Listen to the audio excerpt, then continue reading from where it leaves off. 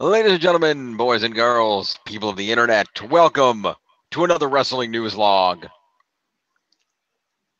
I am, as always, your host, James Phoenix.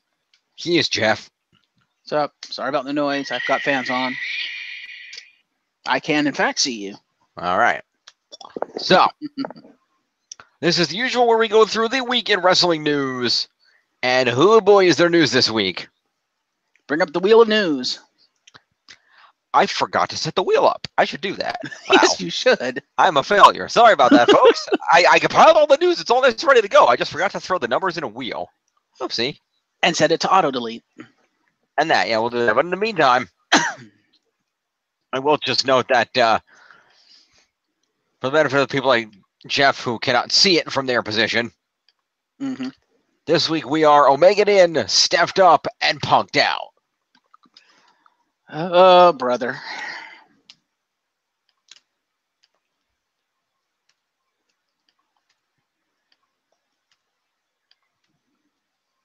Yeah, it's that kind of deal.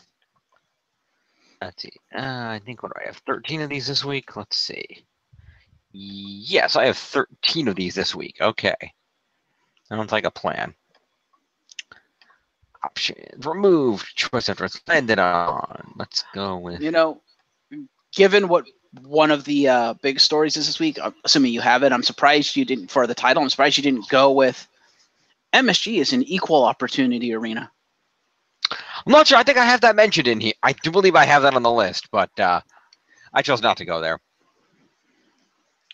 All right, so let's just hit this guy. We'll go with this. All right, where's the button? Apply. No, down here. Apply wheel changes. All right, there's the wheel. Let me go ahead and fire up the screen share.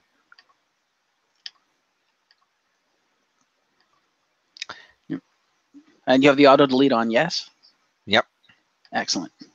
Yeah, by the way, 13 things. Ooh. We do. By the way, Google, if you're listening, ability to put a screen share in a picture-in-picture. Just a thought. Right. Just an idea.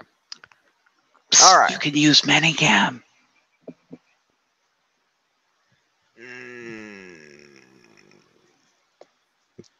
Yeah, but that's blurry as fuck, and you can't read anything.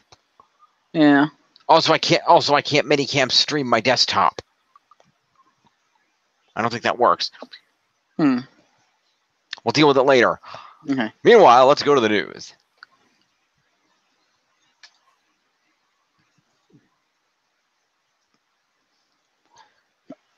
Number 12. All right. Oh, well, it's perfect. We were just discussing this before we went on the air. How perfect. That's just convenient.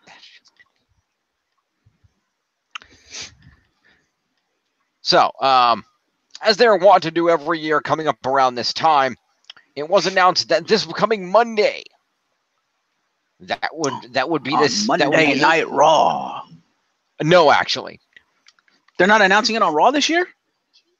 They are not. Don't they usually announce it at a WWE event? Well, they probably will, but they've actually changed it the last couple of years since the deal went through. But on this Monday, the 18th coming up, there will be a 2K press conference. And at said 2K press conference, they will be revealing the cover superstar of WWE 2K19. Fair. Oh, it probably depends on who the superstar is. It'll probably be revealed on that show, too. Because, come on, it's WWE. They're going to have a big-ass reveal with a big fuck-off tapestry with the superstar's cover and face on it and shit. Yeah, they're going to do that. The WWE superstar that will be unveiled as the cover star will comment on being on the cover of the latest 2K video game, and will also reveal some information about the game in a public Q&A session. So information will be forthcoming on 2K on Monday. Yes, because somebody who's on the road for 300 days a year knows a lot about the video game that's been in development for the last half a year.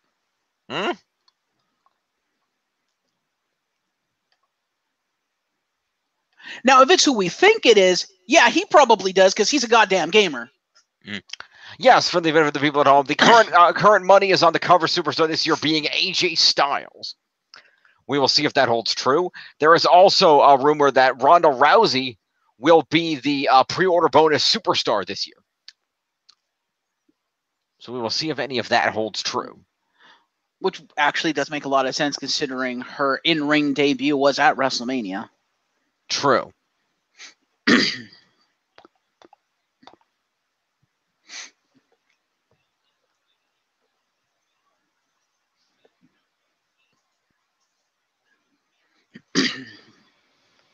All right. Let us move on to the next item on the wheel. So I guess Monday is WWE 3? Sort of, I guess. I don't know. Hey, it's Jim's face. Hi. Instead of the wheel. Okay, well, the wheel apparently kicked itself off for some reason. But it's number 8, as you can see there. All right. I don't know why that did that. That was weird. Anyway, let me get rid of this off my list. We did that one. Number 8. Hey, question. Yo. Why is number 12 still on the wheel? What do you mean? I'm looking at the wheel. There's a number 12 on the wheel.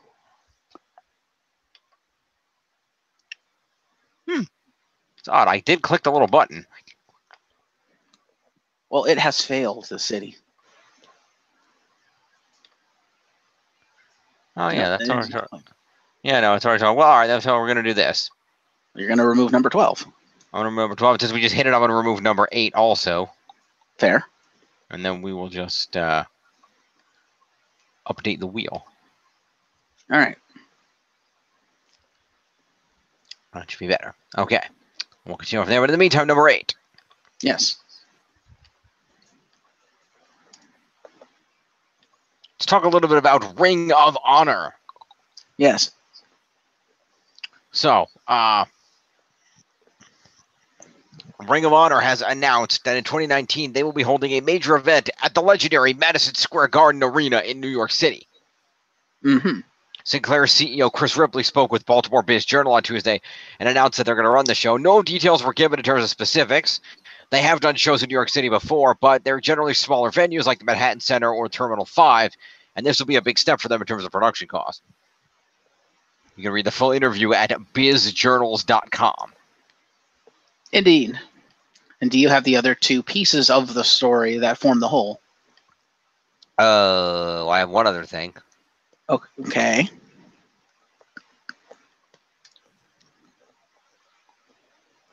This is not related to that, though.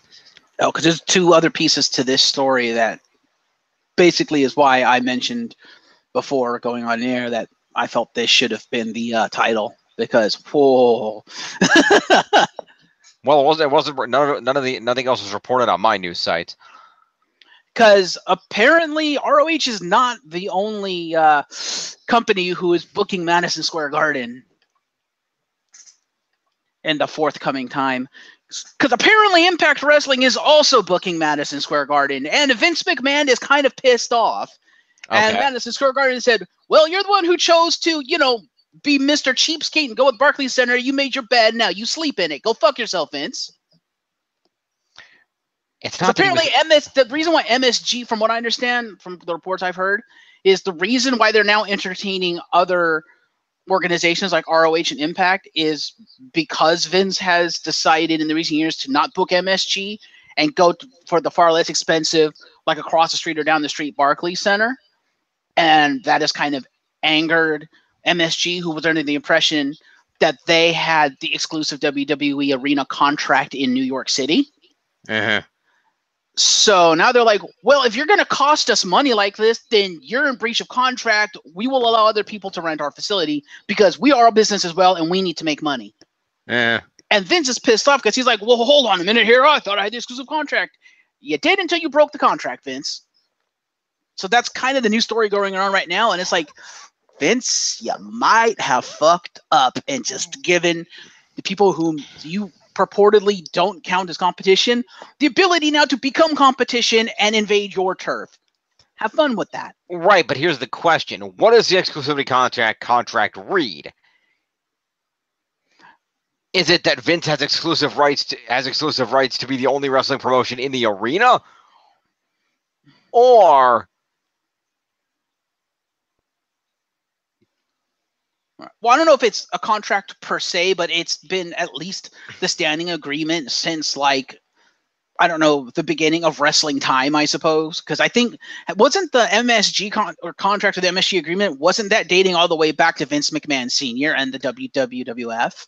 I don't know, but my question is the contract just say that that Vince has exclusive rights to be the only wrestling promotion in that arena, or does the contract read that WWE is exclusive to them in that Vince can't hold other events in New York City? Because if it doesn't say that Vince can't hold events in other venues in New York City, then I think I don't know if it was I guess I don't know if it's a contract or agreement, but my understanding is that Madison Square Garden basically agreed or signed a contract to the effect of WWF, WWE shall be the only wrestling promotion allowed to host events here. And the other side of it, my understanding is that Vince McMahon basically, to have that exclusivity, agreed that if WWF, WWE is going to host an event in New York City, it's going to be at Madison Square Garden. So it's like a two-way exclusivity thing. That was my understanding from the news that I heard. And like, I don't know how official it is. I don't know if it's actual contract. My guess is how long it's been. It might actually be an actual contract by now. But the fact of the matter is, because recently WWE has been going to the Barclays Center, not Madison Square Garden. People at Madison Square Garden are upset because they're like, well, hold on a minute. I thought we had this agreement or this contract saying if you're going to do anything in New York, you're coming to us, because we're not allowed by this agreement to host and to allow any other wrestling promotions to host events in our center. So you're kind of holding us hostage here, Vince, and now you're not even going to give us the business that you're promising us. You're going elsewhere.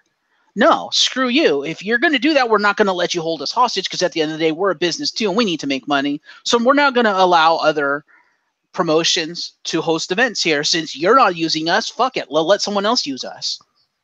And Vince is upset. And so that there's something going there. I don't know how deep it goes. I don't know how pissed off the parties are, but I just heard that Vince is not happy that ROH and Impact are now being allowed to book events at Madison Square Garden, because in his mind, Madison Square Garden is the sole property of WWE.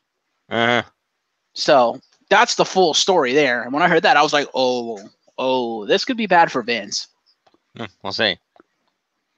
Or Madison Square Garden, because I think if Vince wanted to, he could probably just outright buy Madison Square Garden. I don't know about that.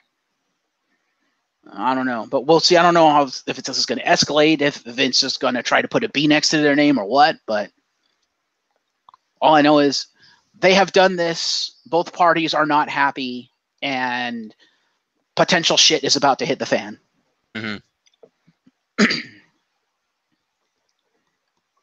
So there you go. The Madison Square Garden Wars have begun. The Madison Square Garden Wars have. Okay, then. I said, okay, then. Okay, then. Yeah, I don't know.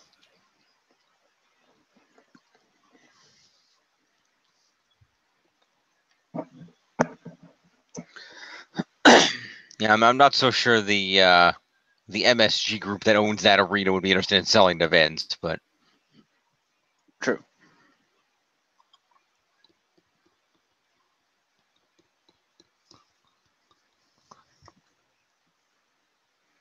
But yeah, until the legalities come out, we won't know who, if either party has a leg to stand on in this argument. So,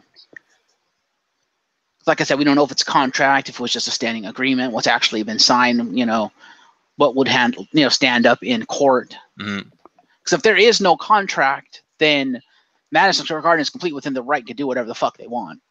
Yes, they are. But if there is, in fact, a contract between Madison Square Garden and WWE, then it comes down to who broke the contract first. Right. Because if the contract only stipulates that WWE is, the sole promotion allowed to be in Madison Square Garden, but there's no proviso for if WWE holds a New York event, it has to be in the Garden, then, yeah, Madison Square Garden, you kind of done that yourself. But if that proviso is in there, then they could and probably would have an argument that Vince broke contract first by going to Barclays Center. Mm-hmm. So it depends on what is legal, what the legal documentation says, if there is such. Yeah. We'll have to wait and see. So that'll be a developing story. It will. Moving on. Yep. Spin the wheel. Yep.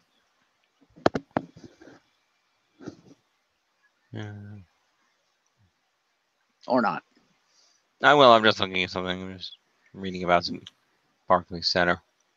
I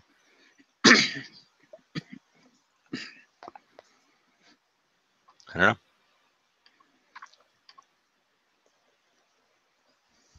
But I know, in terms of that, I know part of the, and I don't know whether this is related to it, but I know part of the issue, there's a reason WWE has not held that many events at MSG in recent years. Because of their dwindling numbers, they don't feel they can like sell it out and stuff. Well, not that. Actually, I think it's the opposite. Because I know it's come up in recent years, especially with major events that they hold in New York City, like, for example, WrestleManias. The fact of the matter is the Garden simply isn't big enough anymore. Oh. I mean, the Garden has a max capacity of like 20,000 people, and WrestleManias are bringing 70,000. SummerSlam's the same. Yeah. So, yeah, MSG is fine for like a Raw or a SmackDown where you might get 20,000 people. That'll probably be fine. But for any larger events, it just doesn't have the capacity. Now, the Barclays Center has the same capacity, so that doesn't really explain the shit between them and the Barclays. It's about the same capacity. But in terms of capacity for larger events like that, that's why they're going to arenas and things, to big, like to sports stadiums and things, because those big events are just too big to fit in those size arenas anymore. Right, which is fine, and I don't think the Garden has an issue with that. I think the issue they take is that when WWE holds events in New York, they don't go to the Garden, they go to the Barclays Center. And my guess is, since you've now looked up and found out that the capacity is the same, my guess is the determinant factor, and this would make a whole lot of sense considering Vincent Kennedy McMahon, is the cost. It's probably just a lot cheaper to go Barclays than it is Madison Square Garden, because I would imagine, and I don't know this for a fact, but I would imagine the Garden charges a premium because it's the goddamn Garden. And Vince is like, well, if I'm getting the same size venue, why should I pay double the price when I could save half of that money and go with a far more economic option? Which makes sense.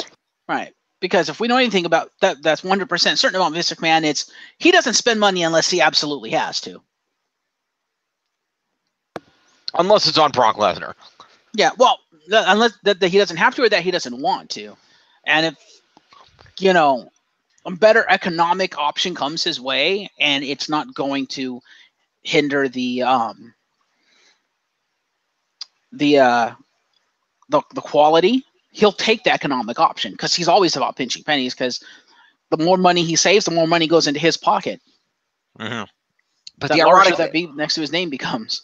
Yeah, but there's the ironic thing about that is if MSG guys had half a brain, they would say, yeah, okay, Vince isn't using us as much, but at the same, and even if it's okay, we know that it's because of cost, but we also know that Vince McMahon is going to make close to $500 billion over the next 5 years on TV rights between Fox and USA.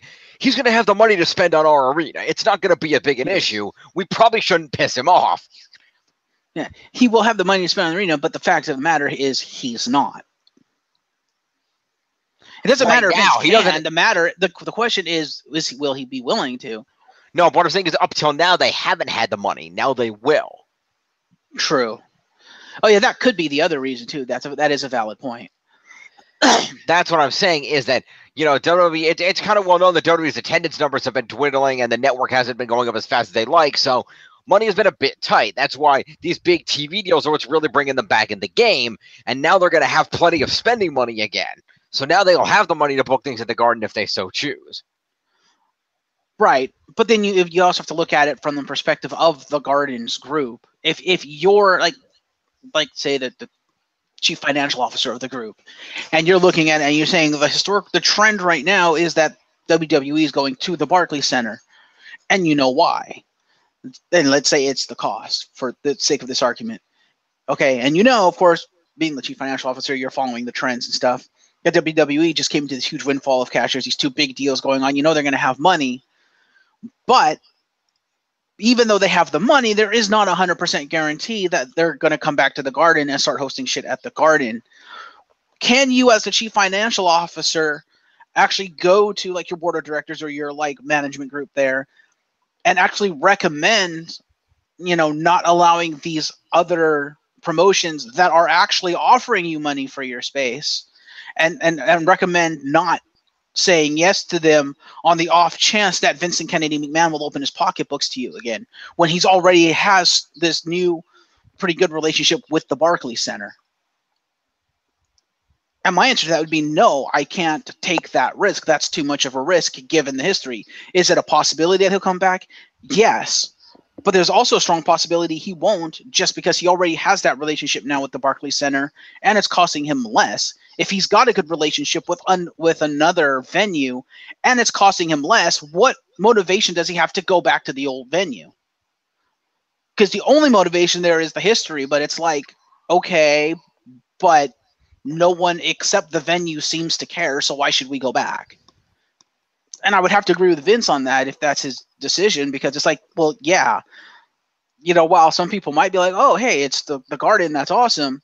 At the end of the day, choosing between the Garden and Barclays Center doesn't really make a difference in terms of WWE's bottom line when it comes to their product, nor really the quality of the product. Mm-hmm. And so if I'm the chief financial officer for the Garden, my recommendation is say yes to these other people if it's within our legal rights to do so, because that's guaranteed money. Vince is not guaranteed money. And if he cannot be guaranteed money, then we cannot take the risk on him any longer. That's how I'd look at it. I could see that. Also, ROH, probably the larger company of the two. Just saying. Mm-hmm. So, going with ROH, the Garden actually stands potentially to make even more money because they're dealing with deeper pockets here. Mm. Right? So it's actually kind of a win-win for the Garden. Because that's the one fact that not a lot of people who say don't follow the indie stuff don't really realize between ROH and WWE is that WWE is the more popular of the two. They're the more kind of global of the two, but ROH is the far larger company with deeper pockets. Okay. Yep. How do you figure? That's what I've heard through all the new stuff. Every time anyone talks about ROH and stuff, they're like, yeah, ROH, people have to realize they're actually a much larger company than WWE. They just don't flex it like WWE does. They don't try to, stretch themselves like WWE does. That's why you never notice that they're the larger company, because they're like, we don't have to be all fancy like WWE. We don't have to do this or that or whatever. We just do what we're going to do, and we do it within our budget, and people don't have to know how much money we actually have. I mean, there's a reason ROH, can afford to sign literally anyone they want. There's a reason that they go completely fucking global. They have these relationships with the lucha organizations down in Mexico, fucking NJPW, Impact. There's a reason they have all these connections. It's because their company is fucking massive. Because while ROH itself isn't that big, the parent company, and I can't remember what it is, but the parent company is way fucking bigger than WWE. So their resources are actually higher than WWE's. But people just don't realize it because people don't realize who the parent company is. And I can't remember who it is off the top of my head because I heard it mentioned, and I was like, oh. So, yeah. ROH has resources that people don't realize they have, because they look at it from the perspective of ROH, the wrestling organization, not who owns it. Think about it this way. It's like looking at WCW versus WWF. WWF was the more popular, higher quality program, but WCW was the larger organization because it had the blank checkbook of Ted Turner behind it. Mm-hmm. That's the same thing with ROH. It's like looking at WCW and not realizing Ted Turner is bankrolling WCW. Mm-hmm. That's the same thing with ROH, because people don't realize who's bankrolling ROH.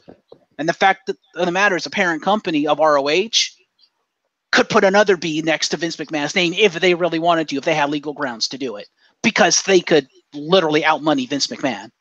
Mm. So,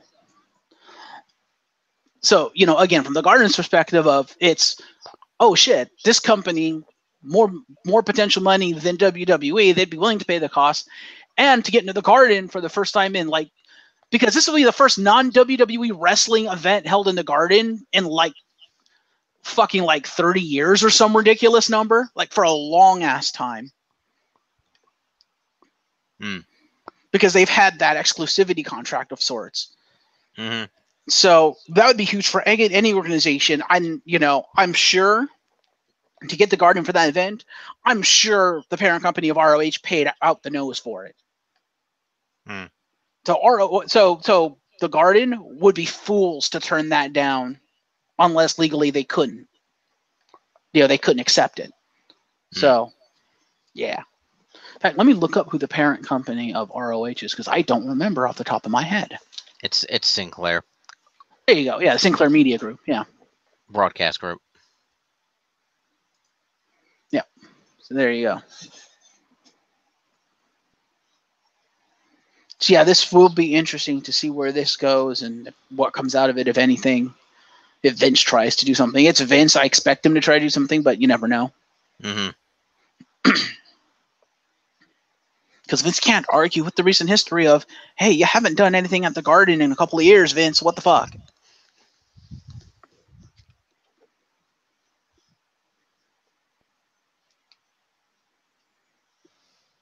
So anyway, I think we've tarried on this topic long enough. Moving on. Fair enough. Unless you have anything to add. Not at the moment. Fair. We'll keep an eye on this, folks. Yep. That we will, as we are wanting to do. Yeah. So spin the wheel. Let's see what's next on the list. Yep. Hold on one sec. What you looking at? No, I think I was just checking something, but I guess not. All right. Bless you. And again. And a third time. Thank you. Easy there, Sneezy. Mm-hmm. Okay, then.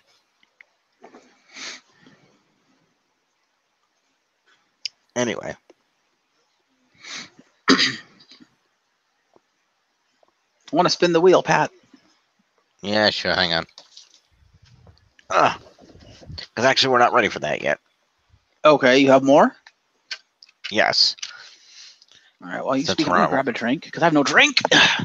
Well, that's your fault. But speaking of ROH, hey. and being a global company, ROH has announced plans for the inaugural ROH International Cup in the UK. It's an 8-man International Cup tournament for their return to the UK. It'll be held. The ROH will be holding shows in Edinburgh, Scotland on August 16th, Doncaster, England on August 18th, and London on August 19th. Coming off the highly successful Honor United Tour, the best of wrestling on the planet, Ring of Honor returns to UK with the Honor Reunited Tour, featuring an 8-man United States versus UK tournament. The tournament is the first annual Ring of Honor International Cup, with the first round taking place in Edinburgh on Thursday the 16th, the semifinals and finals on Saturday the 18th in Doncaster, with the winner challenging for the Ring of Honor World Championship in the main event on Sunday, August 19th. The tournament marks the first of many anticipated international cups, all of which possess endless possibilities, including U.S. versus Japan, U.S. versus Germany, U.S. versus Mexico, and more. We've seen from the recent Reach for the Sky, War for the Worlds, UK and Honor United Tours, Ring of Honor brings the very best UK stars to compete against its own stars year after year. Previous tours have brought stars like the villain Marty Scurll, Will Ospreay, Mark Haskins, NWA World Champion Nick Aldis, and others to ROH competition, with all making the most of their opportunities. Will we see a breakout star make the most of this opportunity, or will an established star win the first ever ROH International Cup? Best way to experience is to be there live. Nothing like the hard-hitting, in-your-face action. Get your tickets now.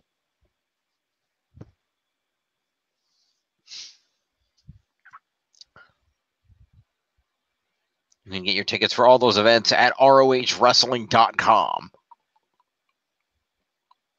Just go to the shop and click on tickets.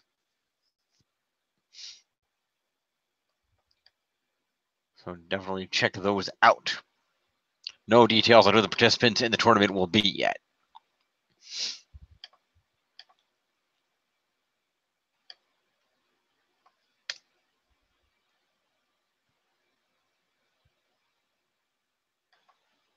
All right. You still with me over there? I am here, yeah. All right. And here we go. Yep.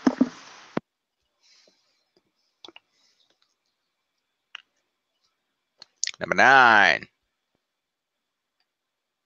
Rabble-doo! Ba-ba-da-bow. Ba-ba-da-bow.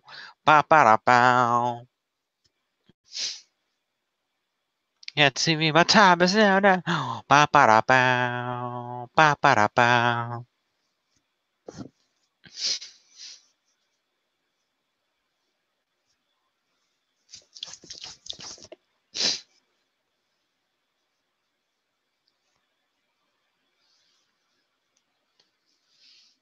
This is an interesting combination.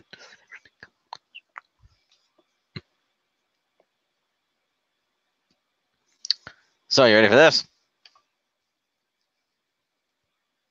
Are you ready for this? Do do do do do do do do do. Apparently you're not. You're not on camera. Yeah. Don't yeah me. Yeah. Don't yeah me. Yeah. Don't yeah me. Continue. Don't continue me. But according to Deadline, John Cena has signed on for a new movie called Project X that will star Jackie Chan. Okay. That's right. The script is written by Arash Hamel, follows a Chinese private security contractor, that'll be Jackie Chan, who must help get oil workers out of peril when the refinery is attacked in Baghdad. Okay. Once he uncovers the attack as part of a plot to steal the oil, he partners with an American former Marine who lives in Iraq teaching orphans. Why is John Cena playing military like all of a sudden, like all of this? It's like, I thought the Marine was over. That was like how many years ago? Not over enough. The Marine had been fooled into thinking he was working to seize illegally gotten Chinese assets before he learns he was had and partners up with the Snow Leopard Commando. Okay, then. Producing a project is Jackie Chan himself, along with Joe Tam, Esmond Ren, and Hans Canosa. Okay, then, because he's playing military in Bumblebee, so yeah. Is he? So apparently John Cena is being pigeonholed into the Marine. That's like literally the only parts he's getting now, aside from his voice roles as a bull. As we know, he's the voice of Ferdinand. Yeah, kind of. Is his character in Daddy's Home military? That's a good question. Would not put it past me if he was former military. Yeah, I'm not sure. Let's see.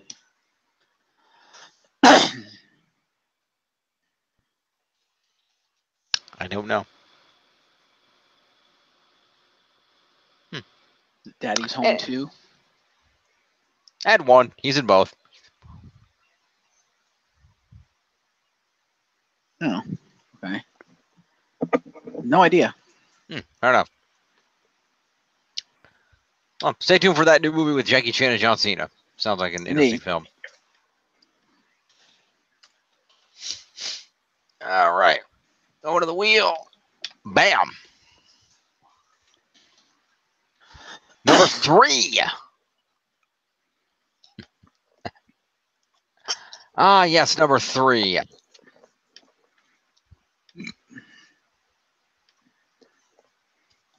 Look in my eyes, what do you see? A cult of personality.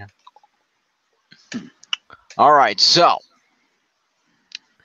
I'm gonna I should do a different one first, actually, just based on the order of relevant events. Here, let me do this. You hit this. What the fuck? Stop.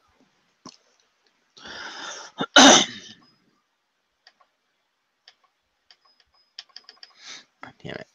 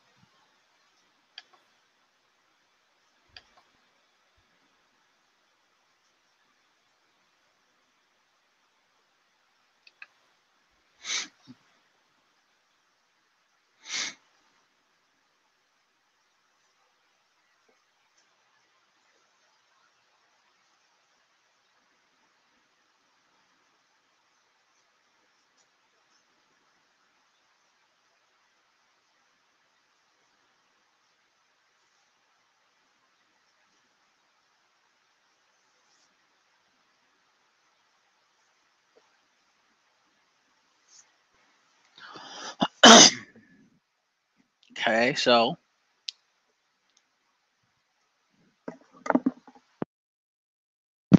hello, woohoo,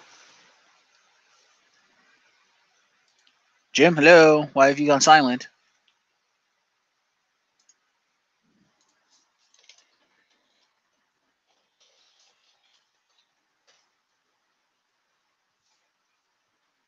Uh-oh, something might have happened to Jim, folks. I don't have the news, so yeah.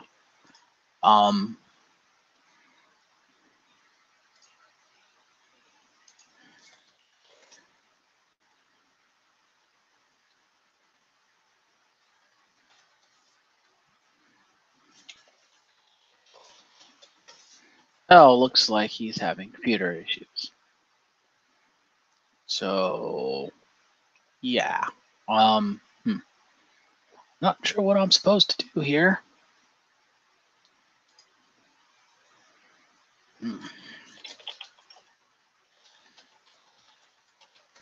Well, apparently the story we were about to do, as alluded to by Jim singing Cult of Personality, is CM Punk getting his ass kicked in UFC.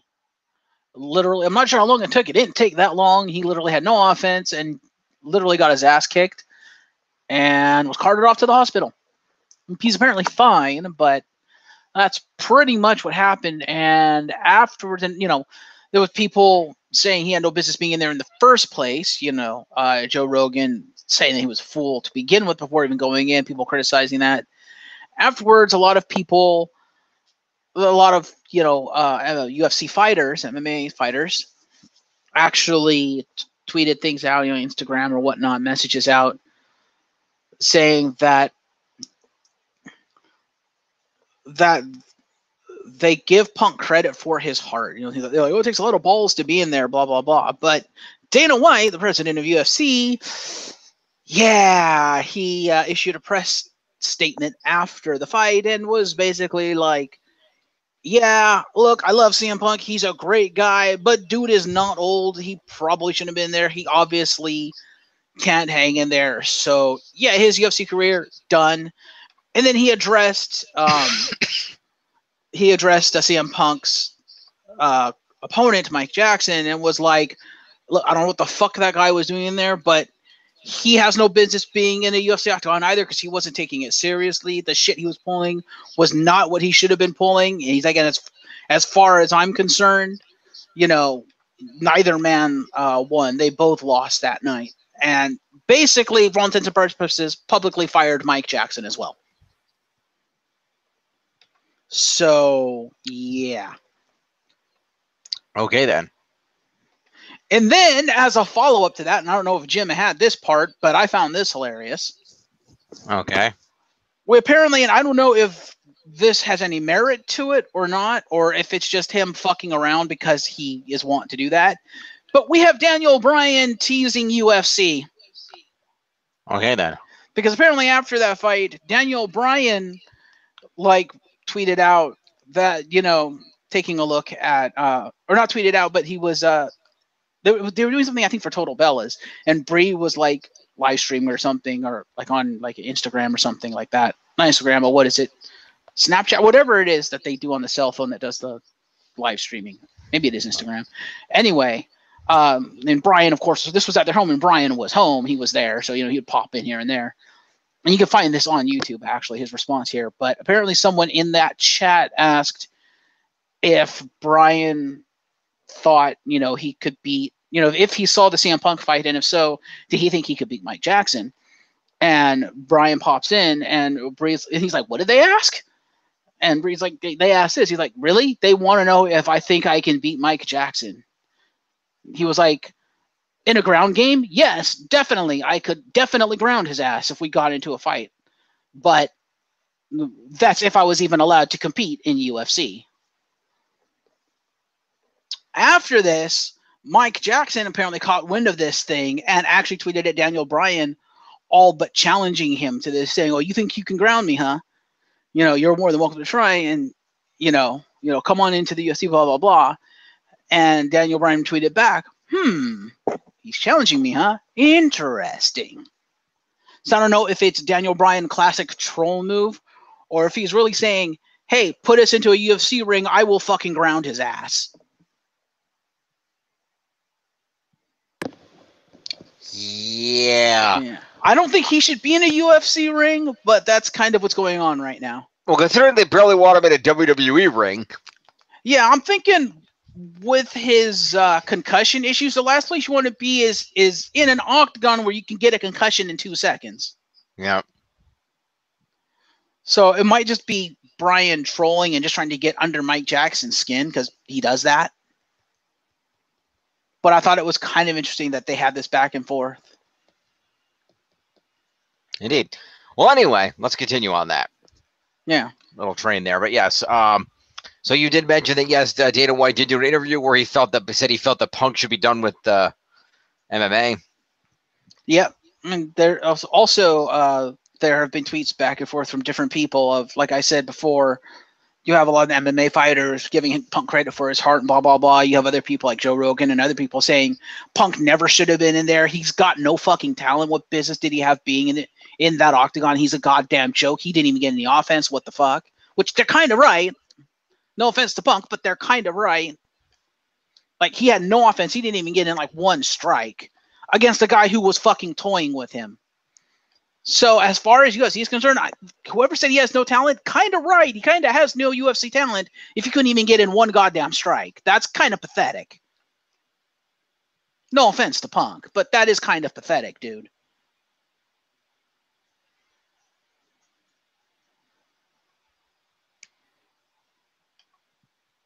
Fair enough. I don't know if you agree with that assessment, Jim, but I think that's kind of pathetic. Yeah, a little bit.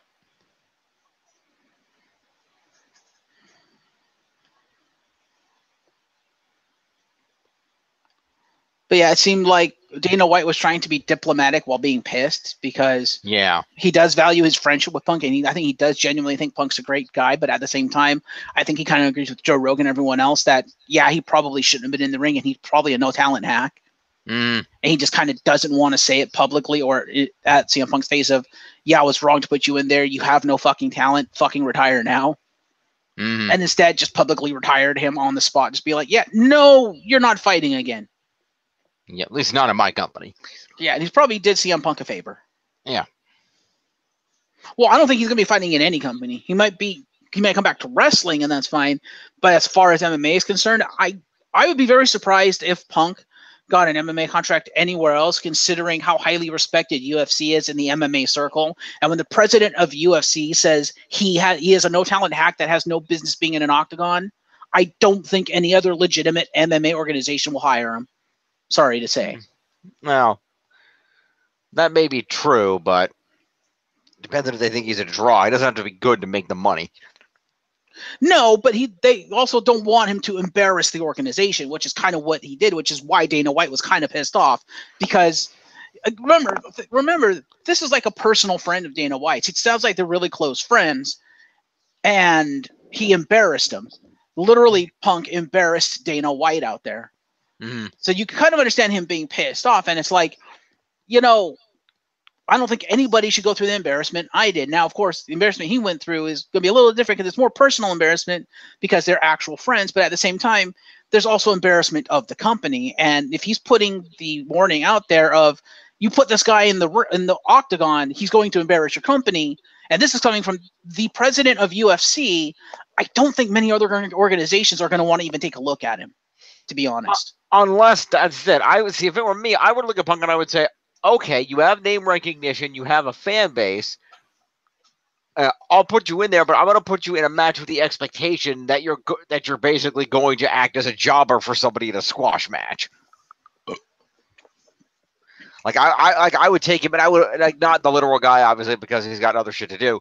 But I would take Punk and I would put him in a match against somebody like a Brock Lesnar. So the entire expectation and almost guaranteed outcome is that he'll just get his ass beat in 5 seconds because that's basically the advertised bout.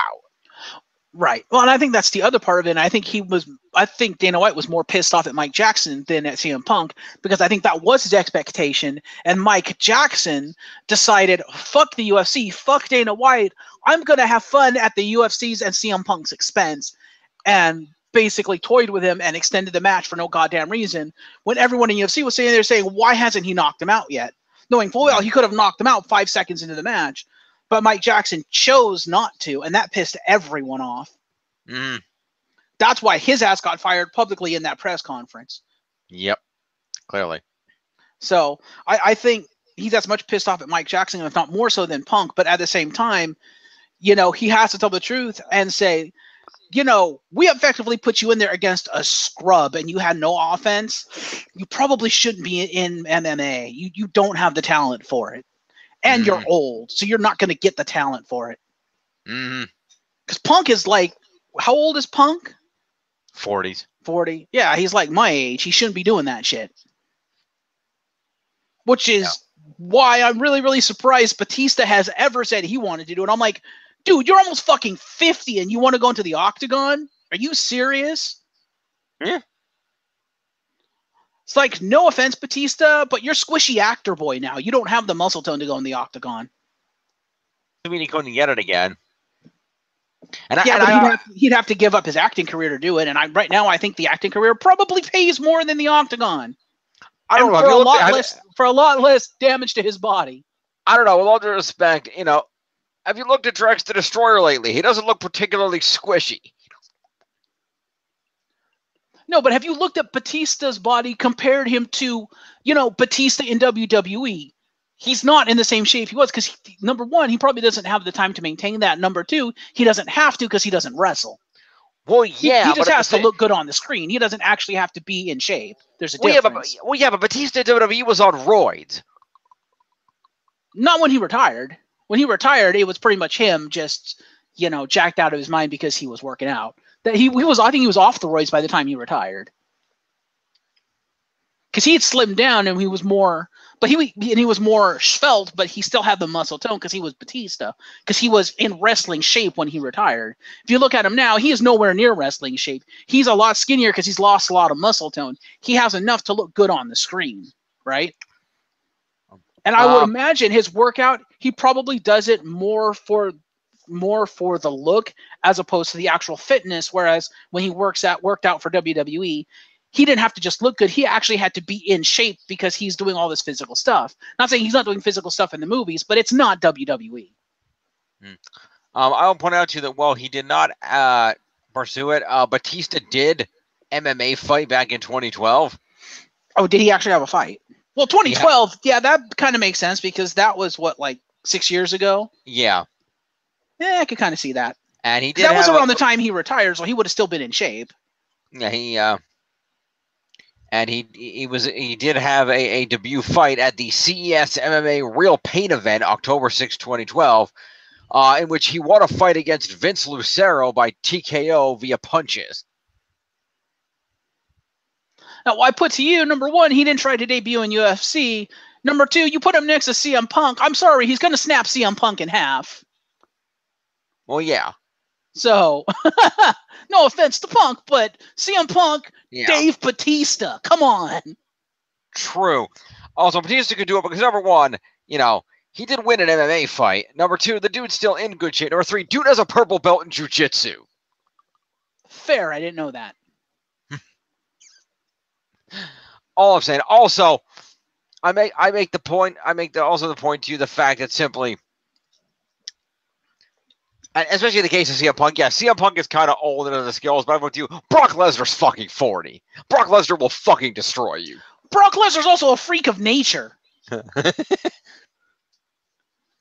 There's a reason they call him the Beast Incarnate, and it's not just a nickname. Anyway, speaking of people that were pissed at CM Punk, yeah, one of them was Corey Graves. Okay, then. Oh, yeah, I heard about that. I forgot Corey Graves went on a Twitter tirade. Yeah, he did. A rather personal-sounding Twitter tirade. Yeah, he did. Saying, in a series of tweets, and I quote, maybe abandoning everybody who stood by your side, even when we weren't supposed to, only to have you turn your back on us wasn't the right move after all? No anger, only sadness. Follow-up tweet, it seems the quote-unquote fans are disappointed. Maybe you guys should know that quote-unquote that dude helped my first son before I did because I was on tour and I trusted him. I had dinner with him the week after he quit. The first rule of quote-unquote punk rock is loyalty, and this guy betrayed it all. I still love you, quote-unquote friend, and I'm sorry you got lost. Don't worry. Hey, at Vince McMahon, this has nothing to do with you. You either at Triple H. This isn't corporate. This is real life. Calm down, inner nerds. Hey, at CM Punk, call me tomorrow. I still love you. He added, don't forget, y'all, I actually knew how to fight before I got to TV. Ouch. Some dude replied to him, Punk would rip you apart. He replied, want to bet? I'll fight him. I don't know what Corey's background is, but I could believe Corey could hold his own against CM Punk. Yeah. Find out. All right, Corey Graves. Let's see. What have you done, Corey Graves? Well, he was on the indie scene, specifically in the International Wrestling Cartel from 2002 to 2007. Competed for Pro Wrestling Zero, sporadic appearances for Ring of Honor. That's an International Wrestling Cartel, One Pro Wrestling, and then eventually WWE.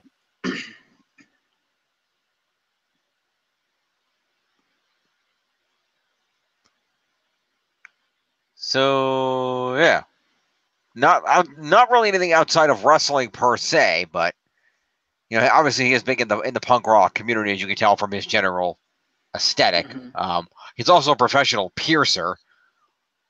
That doesn't surprise me. He's also a typical Yinzer. Okay. Which is somebody very proud of being from Pittsburgh. Yes. He's from the South Side.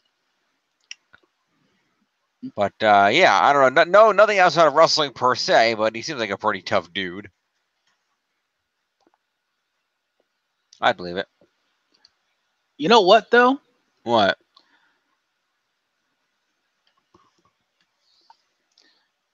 Yeah. No, Corey. Punk would rip you apart. Okay. I think if he's still in any shape whatsoever, first of all, Punk started before Corey. Punk started in '99, so he has a year on Corey Graves. Number two, unlike Corey Graves, Punk has wrestled in ROH. Corey Graves did sporadically. I don't see ROH on his Wikipedia page. It's there. Is it? Yep. Well, if he did, he didn't do it enough to warrant its own section. Punk did it enough to warrant its own section. So no, it's not a section. It's the last paragraph in the independent promotion section. Throughout the years, Keenan has also made sporadic appearances for Ring of Honor. Yeah. His debut appearance in the promotion was at Round Robin Challenge 2 on April 25th, 2003, where he teamed with Easy Money in a tag team scramble match won by the SAT. Returned 2 years later at Redemption, where he participated in a four-corner survival match won by Ace Steel. In 2005, he lost a singles match to Claudio Castagnoli, that's Cesaro. Yes. And a singles match between him and Steel, and a tag team match to the Briscoe brothers. Made a single appearance in 07 at the 5th Year Festival, Dayton, losing to Jimmy Rave, and another appearance in March 09 at the Steel City Clash, losing to Delirious.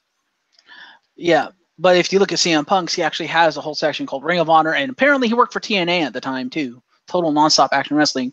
Also, Punk was the ROH World Champion for 2 years, so. Yeah, yes, he was. Him and Brian were around the same time there. That's well done. Yeah, that's the other experience Punk has. He actually wrestled Daniel Bryan. Can you say that, Corey Graves? I didn't think so. I think it'd be a good match. I think they'd be kind of equal, but I think Punk might have the edge if he hasn't lost a step in wrestling. Well, we'll see. Anyway. And also, as shit as it was, Punk also has the MMA experience, so yeah. So, Sean Ciampa, Fightful, spoke to Corey Graves about the social media outburst. First, on asking him about the rumor that Punk gave an ultimatum to several of his WWE friends to either leave the company or lose him as a friend, Graves said, well, to be honest, I'd never heard or been given that ultimatum. It kind of shocked me when I texted him about grabbing dinner because we were in Chicago and he told me he no longer had any interest in being friends with me or anybody related to WWE. I respected his drive and him doing his own thing. He sent me the text shortly before his first fight. Part of me just thought he was in a zone and I didn't take offense. I texted him the day of his first fight, something along the lines of, I know life is nuts. I still love you. Good luck. Probably not verbatim, but you get the idea. And in regards to what set him off, he said, what really set me off this week was when he essentially disowned the business that made him. My only issue with him is that he turned off people that actually loved and supported him. Beyond the business, quote unquote, and he never wanted anything to do with us, yet continued to present himself as this Punk hero. Mm-hmm. And he added it has zero to do with Punk's victory in court last week, or testimony or any of the above. Nothing that I tweeted was corporate. Simply pissed that a guy I looked like at like a big brother has turned his back on me and everyone that loved and supported him only because of the name on my paycheck. I'm definitely not the only one. I won't name names, but there's a large group of us to this day that inexplicably lost a solid friend because of where we work. Yeah.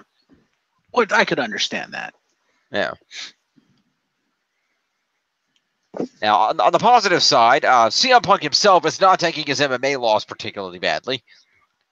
No, because I don't think he ever took the MMA fight seriously to begin with. Following his loss to Mike Jackson on social media to comment on how he's feeling after losing his second straight fight in the octagon, he said, you win some, you lose some. After losing a unanimous decision, the via scores of 30-26, 30-26, and 30-26. I'm 1-1 this week, and I'll take it, referring to the fact that he did win in court. Punk continued, and thanks to my team, my family, my friends, and the fans. Wouldn't be here without any of you. Respect to Mike Jackson. Thanks for the fight. You only live once, and I'm alive. Mm-hmm. And he promised to put all this in a tweet that also included a GIF of, let's see.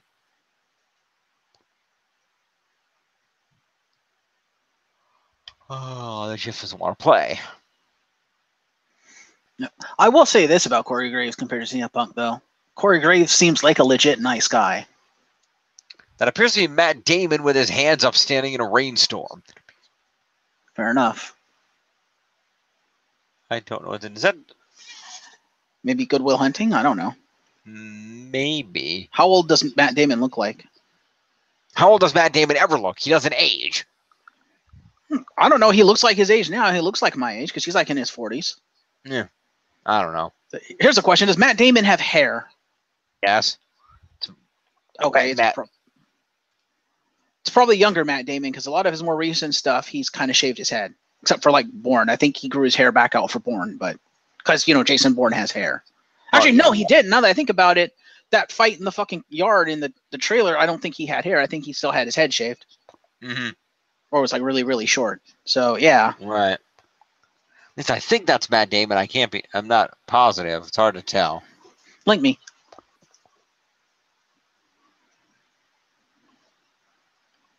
Yeah, like I said, at least Corey Graves seems like a legit nice guy, so yeah, he's got that.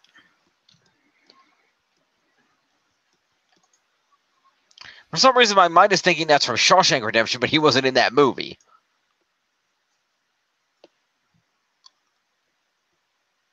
Was he? Don't know. I still haven't seen that movie, to be honest with you. Hmm.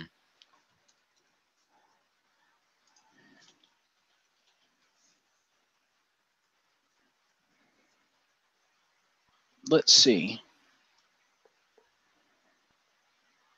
No, I think that would have been before his time. Let's see. When did You're this right. come out? You're right. It is the Shawshank Redemption. That's not Matt Damon. That's Tim Robbins. Yeah, that's what My I was bad. about to say. Okay. Yeah, that's Tim Robbins in the Shawshank Redemption. Okay. Fair enough. He looked like Matt Damon with his wet matted down hair and his eyes closed. He My does bad. kind of, yeah. He looks a lot like him like that. I'll give you that. Yeah. Except I think Anyway. Matt Damon's in better shape. Probably, but that movie was like decades ago. Yeah. Anyway, moving on. Let's move away from Punk. It's enough Punk for one night. Let's spin the wheel. Gonna hit number 10. Okay. Okay, this will work. Let's go to the Steph'd up portion of the show. Okay. Did you hear what Stephanie McMahon was up to this week? Mm-mm. Well, you may have heard of this program. This was on the other night. I didn't get to watch the episode, but I watched some of the preview advertising clips. Okay. Because earlier this week on the CBS network, Okay. Stephanie McMahon appeared on Undercover Boss Celebrity Edition. Oh no. Where they dressed her up as a I don't remember the name, but as a new intern. Would that work with her distinct voice? Well, not intern per se, as a new employee. I guess I will say that in the persona she adopted a Southern accent. Okay. So that kind of helped hide it. Okay. So she, like I said, so basically the idea was they applied some facial prosthetic adjustment. They gave her a blonde wig, some glasses. Mm-hmm. They kind of set the whole thing up with the intent of sending her in as a, let's see, our boss. Let's see.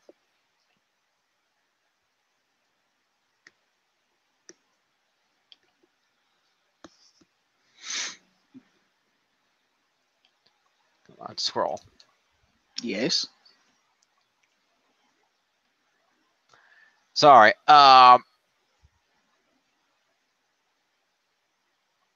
Shush.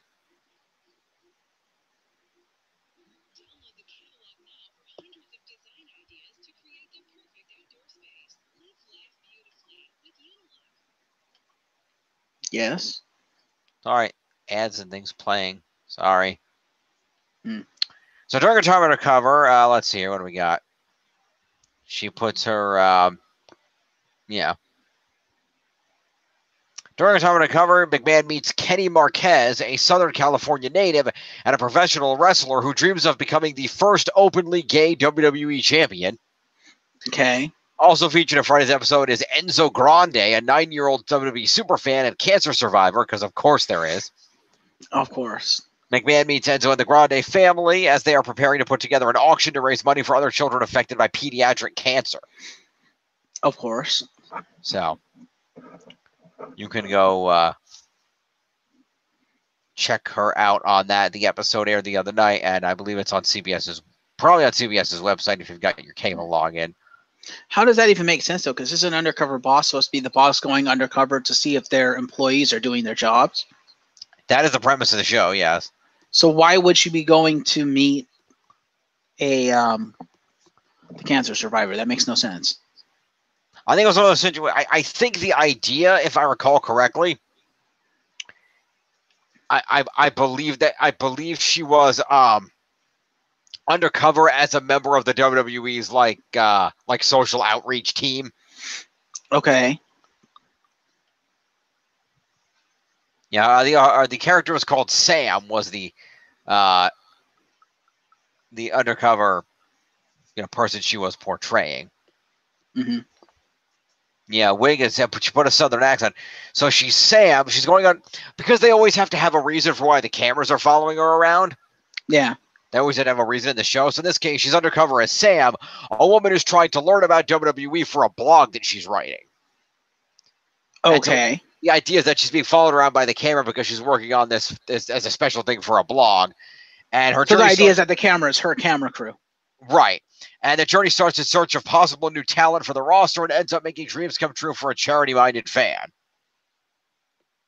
Okay, then. So, yeah.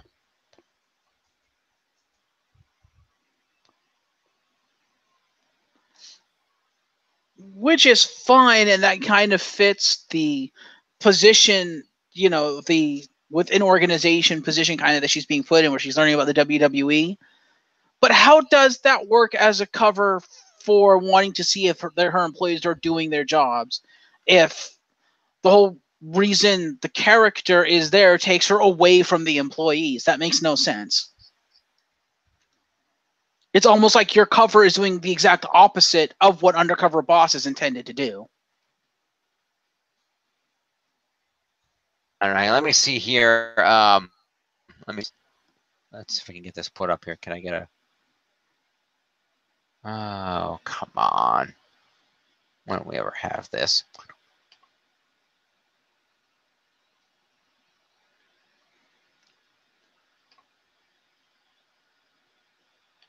I don't know. It just seems like whoever put this together missed the intent of Undercover Boss completely.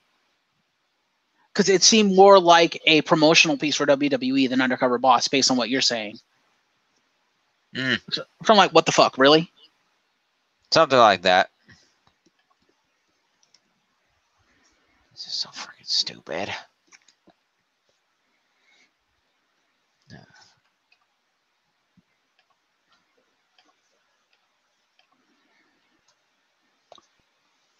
Because if that is the case, then yeah, whoever makes Undercover Boss like has fallen really far, because it says it all when other organizations that make parodies of your show get the point of your show better than you do. What the fuck? By the way, we can see everything you're doing. I'm aware of that. That's fine. I did that intentionally for a reason. Hang on. Fair enough.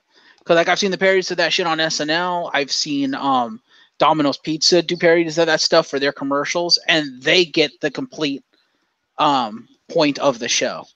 All right, so here's Stephanie in the before and after of the Undercover Boss transformation. They didn't change her facial features at all. She still looks like Steph.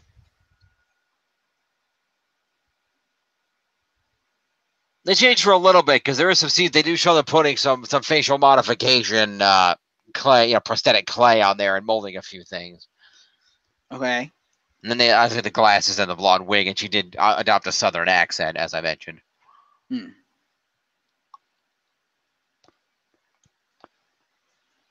So, is it wrong that the wig is better hair than Steph's hair? Yeah. Like, Steph, you need some better hair products, girl. Because, yeah, your hair kind of flat.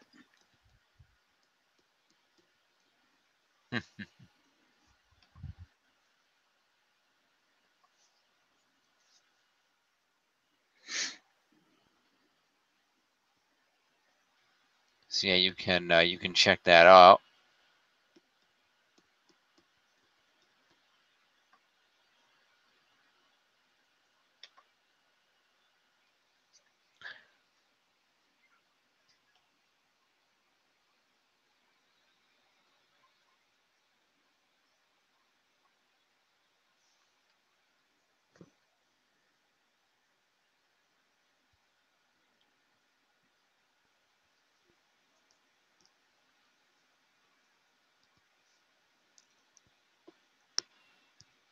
Yeah. So I guess with the Celebrity Edition, it's the boss is going undercover for other reasons, not necessarily just to see. Because she was going undercover to see like potential employees, like the talent and the other stuff. So there was some legitimacy behind it, but and they have sort of changed the intent, and maybe it's just for the Celebrity Edition of the show. I don't know. Fair. Hard to say. Fair. Moving on. Yep.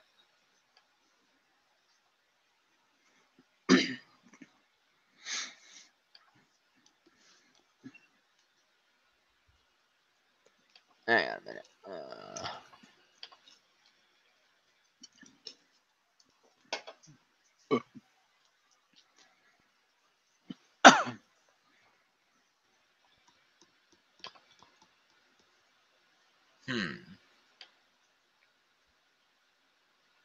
Yeah, not a lot of detail mentioned there.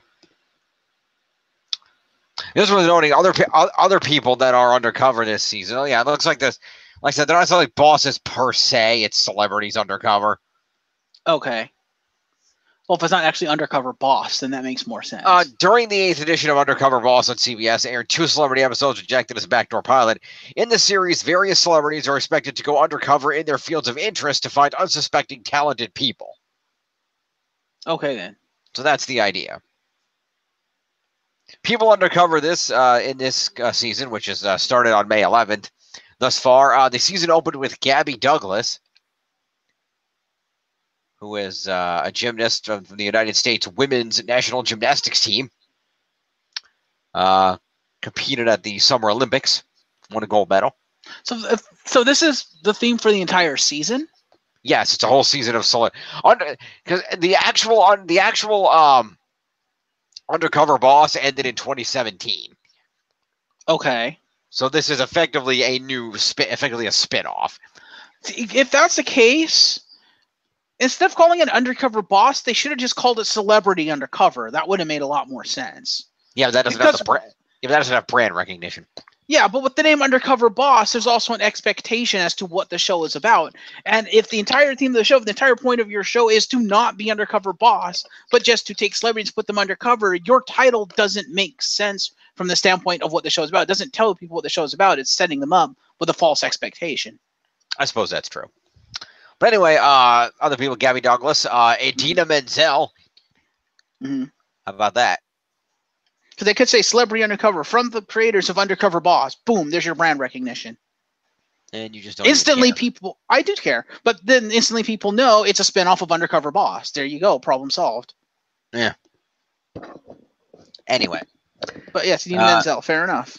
Bethany Moda, an American video blogger who has a very successful YouTube channel, MacBarbie07. Former NFL player Deion Sanders, who works for CBS Sports now. Yes, he does. He's a caster. Jewel Kilcher, better known as just Jewel. The singer, yep. Singer was on there. Steph'd, of course. And on the next episode, which will be airing on the 22nd, Ashley Graham. Okay, then. Who is a fashion model, has appeared in Vogue, Harper's Bazaar, Glamour, Elle, and many others. So good stuff there. All right. So yeah, you can check Steph'd out on that. That episode is available on CBS's website if you want to give that a shot. Fair. It's probably also on CBS All Access if you happen to have that. If you really want to, you could probably find it on YouTube, I would wager. We here at the League of Opinion and Gentlemen do not encourage illegal viewing of content. Hey, I'm just trying to promote the platform that we're on. Number 2. And YouTube completely ignore me. Don't promote illegal use of the platform that we're on. Anyway. So, we talked about the UK earlier. A bit. Well, WWE also has a UK tournament going on. By the way, when did that episode air? The Steph'd episode? Yesterday. Okay, well then you probably will be able to find it on YouTube legitimately, because it would not surprise me if WWE were to not put that on their YouTube channel, because they do that shit. They probably have they might have a couple of clips on there. Yeah. But CBS of all networks are known to be the biggest hard ass about their content being anywhere. True, but WWE is also the biggest known hard asses for basically owning the rights to their own people, especially, the daughter of the owner.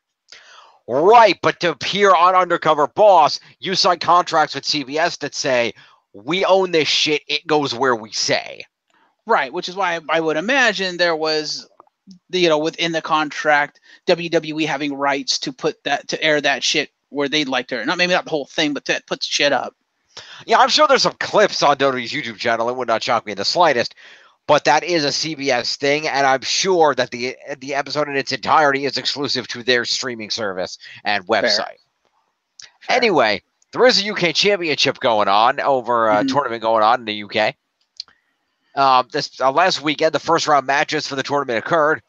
The quarterfinals are now set for the annual tournament. At the NXT events in the Download Festival in Derby, England, all the first round matches took place. Zach Gibson defeated Amir Jordan. Flash Morgan Webster defeated James Drake. Travis Banks defeated El Ligero. And Ashton Smith defeated Joseph Connors in advance. In new matches held on the 9th, Jordan Devlin defeated Tyson T-Bone. Joe Coffey defeated Tucker. And Dave Mastiff defeated Kenny Williams. And as noted, Jack Gallagher beat Drew Gulak on an NXT taping last month. As a result of the aforementioned first round matches.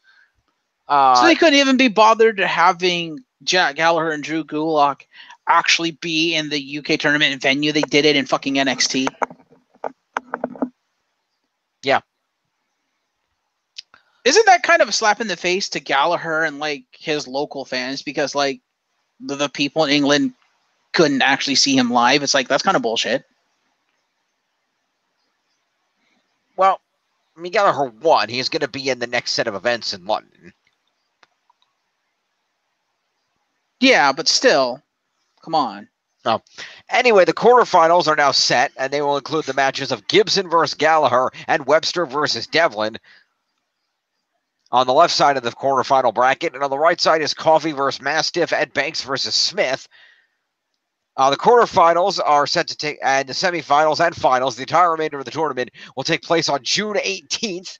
That would be on Monday, for those of you keeping score at home. No, wait, sorry, Sunday. Let me correct that, Sunday. No, it is Monday. I lied. Will be on Monday and Tuesday, the 19th, at the Royal Albert Hall in London. And those shows will air on the WWE Network on the 25th and 26th. The first round matches will also be made available for free via WWE social media channels.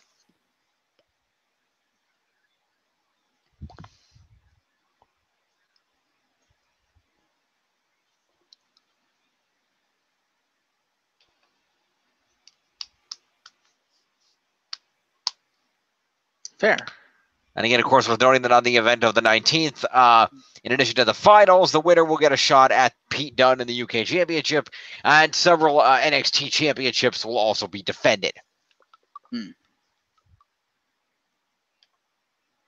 If I recall correctly.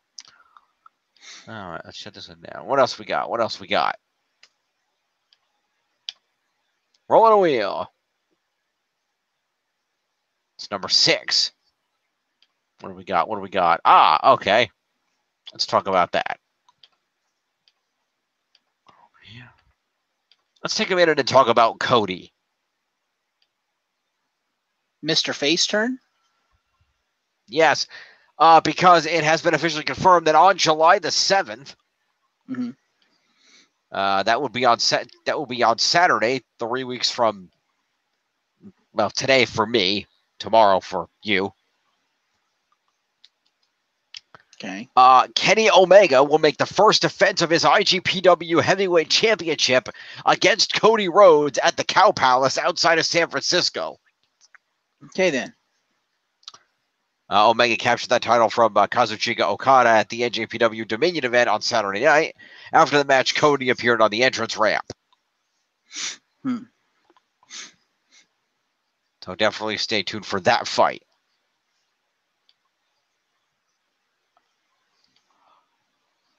All right. So I need to go over here. Let's go back to the wheel.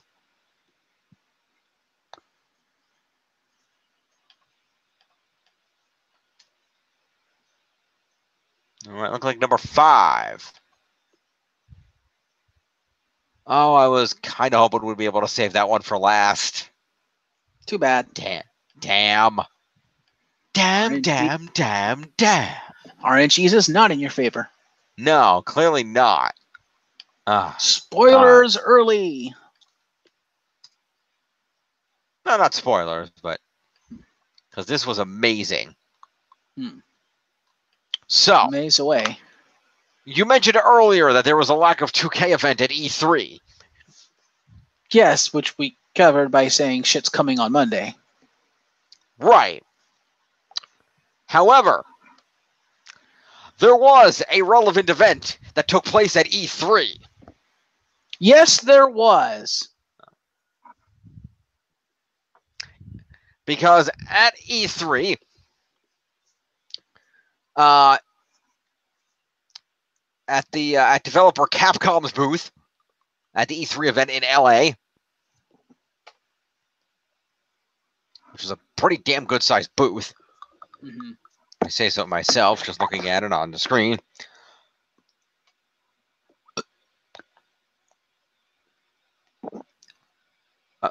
I'm not saying the actual day on which this took place.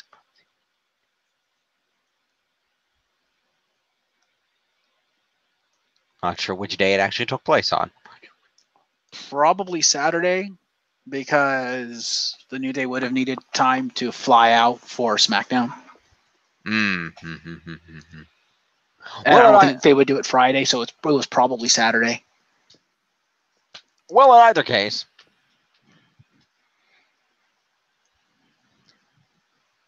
no, it had to be after that though, because hang on, let me open this up. Let me look at this for a second. Unless it was during the week after SmackDown, which is possible. Yeah, because let's see here. What is this? The announcement about it happening was put out by WWE. Yes. On June 10th, which would have been on Sunday. Oh. So it would have had to have taken place. Let's see here. Find out. Let's see. Today at 4 Eastern, 1 Pacific. So it was on Sunday afternoon. Fair enough. So on Sunday afternoon, there was a 3-on-3 bout. Yes. But it was no wrestling match. No, because 2K couldn't be arsed to show up. No. But this was a problem because there was backstory to this. It wasn't random. Yes, there is. And it was a challenge issued to continue the ongoing feud between Austin Creed, also known as Xavier Woods of the New Day, and one Kenny Omega. Yes, there was. Specifically, Creed and Omega have a history in regards to Creed's very popular YouTube channel, Up, Up, Down, Down, in which they had previously had 2 different bouts in Street Fighter V Arcade Edition.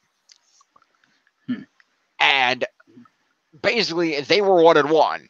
So it was decided that a 3-on-3 Street Fighter bout would occur, with Xavier bringing in his 2 cohorts of the New Day, Big E and Kofi Kingston, also known as Big Wool and Mr. 24/7. While Kenny Omega chose to bring in his good friends and the IWW Tag Team Champions, the Young Bucks. No. They are the Golden Elite. Well, yes, but only collectively. The Young Bucks are not the Elite by themselves. No. So. Did you happen to see the brilliant series of promos that said Golden Elite made for this? It was awesome. I did not. Holy shit. Okay. Either they purchased or Creed gave them New Day merch. Okay. So you have Kenny Omega wearing a goddamn New Day Up, Up, Down, Down t-shirt and giving t-shirts to the Young Bucks, and the Young Bucks looking at it what is this shit? And you have Kenny Omega doing the New Day Rocks. New Day Rocks. It's fucking hilarious. Fair enough.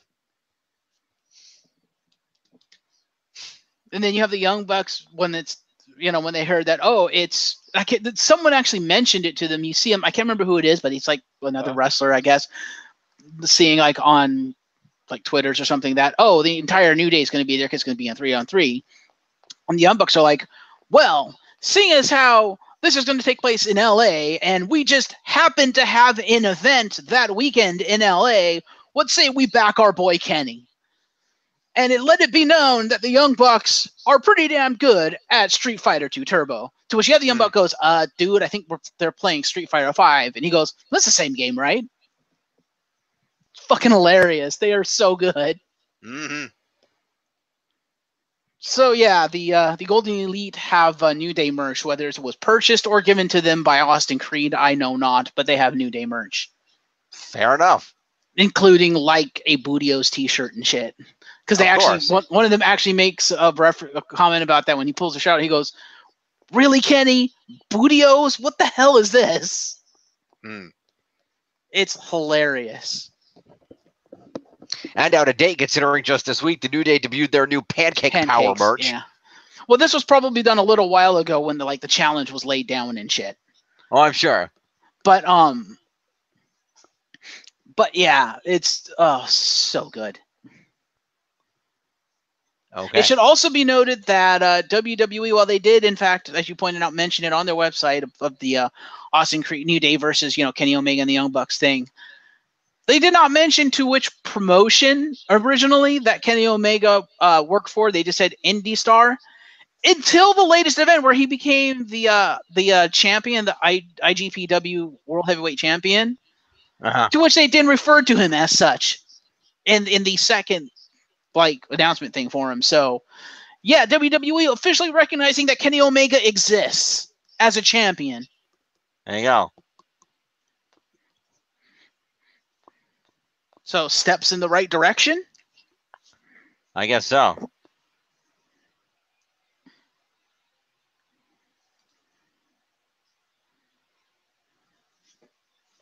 I don't know who the victor was, though. I didn't get a chance to watch that, but come on, mister, you did your research. Who was the victor? Oh, I did my research because while I was waiting for you to get here, I watched the entire thing. Oh. If you'd like to watch it, by the way, if you have an hour and a half to kill and would like to watch the bout, it is available on YouTube. Type in up, up, down, down. Oh, he has it on the channel. It is. Posted yesterday. It is possibly the greatest thing on the internet. Okay, then. It is amazing. So, the two teams came out, and it was an interesting situation. Because the teams came out, and there was now. I will say one thing though. I do have to give an early critique to this. Okay. Okay. Now I don't know who was running the broadcast. Okay. Because there's a commentary. It was live streamed on his channel. He's got the freaking chat thing. So it was someone that works for him. Probably. I don't know. Okay. But I would assume, based on the setup, that because everything was coordinated through through basically what Capcom's audio systems, that somebody from Capcom had to be helping. Okay. Because they all had microphones, a bunch of microphones and shit that were all hooked up. So I have to assume that there was some kind of like Austin logged into his YouTube channel and then let them stream over it, right, or some shit like that. So I don't know if it's Capcom. I don't know if it's one of Creed's guys. I don't know if Makazi was there. I don't know what was going on. But whoever was in charge of audio for this live stream, you fail. Really? You're giving audio critique? This should be good. Yes, I'm giving audio critique. Oh, boy. Because here's the problem. It seemed very obvious to me what happened here. They clearly, whatever setup they were running, they had two audio channels. Okay. But three audio sources. Oh, boy. Because they had the audio coming from, they had a commentary team. Okay. Who, I don't know who the hell these two dudes were. Okay. I don't know who these, I'm assuming they were E3 dudes. I don't know who the hell these two dudes were. I've never heard of these dudes. Okay. But they had the commentary. They had the audio coming from the game. And then they had the audio coming from the mics in the studio that the New Day and the Elite were actually holding, as well as the guy that was kind of moderating from down there. Right. And it was fairly obvious to me that they only had the ability, or at the very least, they were trying to only have two audio streams going at a time. Okay. because there were quite a few moments, extended moments, where the game was going on, a round of the game finished, the guys grabbed microphones to start cutting promos and talking trash to each other. Silence. Because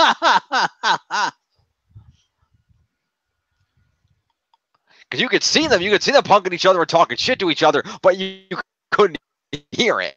Unless they screamed really loud, you couldn't hear it. So I don't know if that was them being picked up, them screaming loudly was being picked up on the commentators' headsets, or if their audio was just turned down for the game and they didn't turn it back up. I don't know what the fuck was going on, but they had that problem at least over the hour and a half, at least like 4 different times. Damn.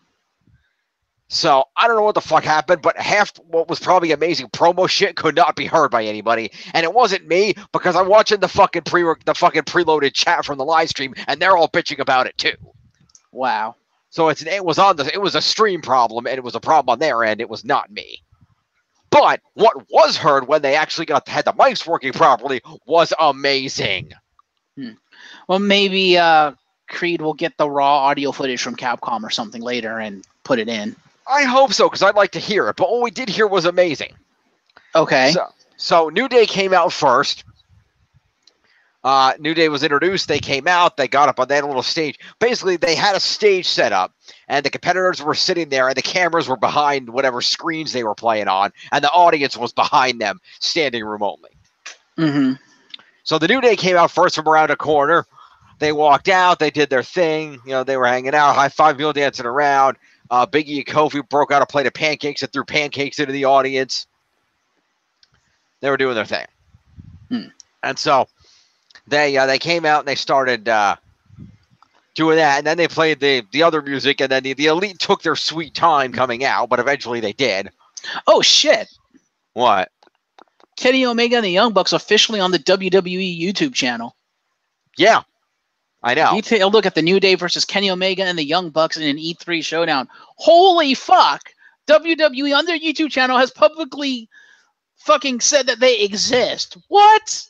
Yeah. If you look at some of the not the live stream chat, but the actual comments on the up down video, there's actually a couple, like somebody on there, one of the higher level comments.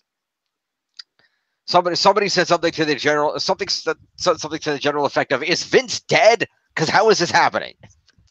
Right. But anyway, so the teams came out and they started talking shit to each other, and the trash talk was amazing. Okay. Primarily on the part of Kenny Omega. Well, yeah, it's Kenny Omega. Yeah, I give credit to the New Day, who did pull out a few good zingers, but I don't know, Kenny Omega was just fucking destroying people. Again, it's Kenny Omega, and he's probably used to having a mic with no strings, whereas the New Day is used to having a mic with Vince McMahon on the other end. Oh, yeah. Oh, and Kenny Omega brought that up, too, because there was a point where during the rounds, the New Day, they took a brief break, and the New Day stepped aside to have a huddle real quick. Mm-hmm. And because they were having a huddle, so Kenny Omega grabbed a mic as they were kind of huddling there, kind of looking over their shoulders. They were huddling. Kenny Omega grabs a mic and he goes, "So what, are you guys over here waiting for a team of guys to write your promo for you?" Oh, shit. Okay, then. And Xavier was like, hey, our comedy is all ours. That is known.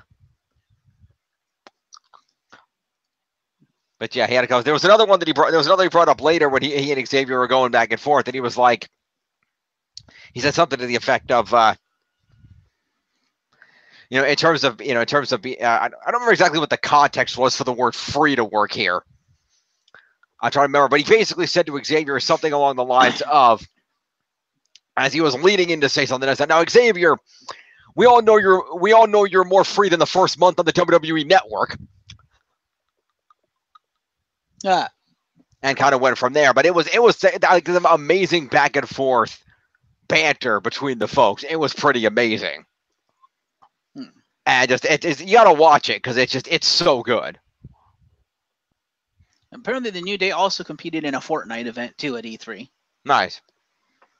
A Fortnite celebrity event. So. Yeah, so that was pretty good. So that was Yeah, there was just a lot of good back and forth. I know at one point Kenny Omega took a shot at their something about he made a joke about them being PG. I don't remember exactly what the joke was, but he's talking something about a joke about their PG comebacks or something. But they did pretty good. So they said they did their sort of thing. They went through their rounds. They divvied up. They basically it was 3-on-3, so they set up first. So the first was Kofi and one of the Young Bucks, not Nick Jackson, the other one. Mm-hmm. I don't remember the other guy's name. But the two of them went at it first, and Mr. 24/7 came away victorious. Okay. And he won that round. Then the second round, Big E went in there. And Big E, and this is the interesting point because people weren't sure what the organization was going to be. And Omega himself decided to step up in round 2 rather than wait till the end. So Omega came in there, and now I feel like this was not fair. How well do you know Street Fighter? Pretty well. I own the original. Well, I'm not talking about the original. I'm talking about Street Fighter 5. I've never played it. Okay. Have you played any more recent Street Fighters? I have Street Fighter 4. That's probably good enough. Let's see. Are you familiar? Because people felt that Omega was being a little bit cheap. Okay. Because he was playing. I don't remember this giant fuck off character. Andre? No, literally. Well, okay. The character's name in the game is probably Hugo. No, it wasn't. It was something else. Okay, because that character's name in the game that he came from was literally Andore, because I think he was based off of Andre the Giant. Oh, yeah, because it was a giant character, but I feel like the character. I feel like the character had one of those androgynous names. Was he a character created for Street Fighter V? Because if he was, I wouldn't know the character. I don't know. Let's find out. Street Fighter V characters. Let's see, because I don't remember the name of the character. Let's see. What's the name of this freaking character?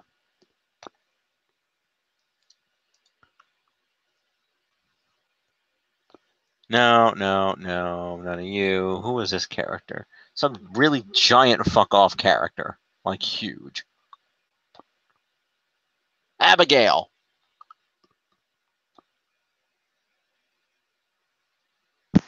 A chick?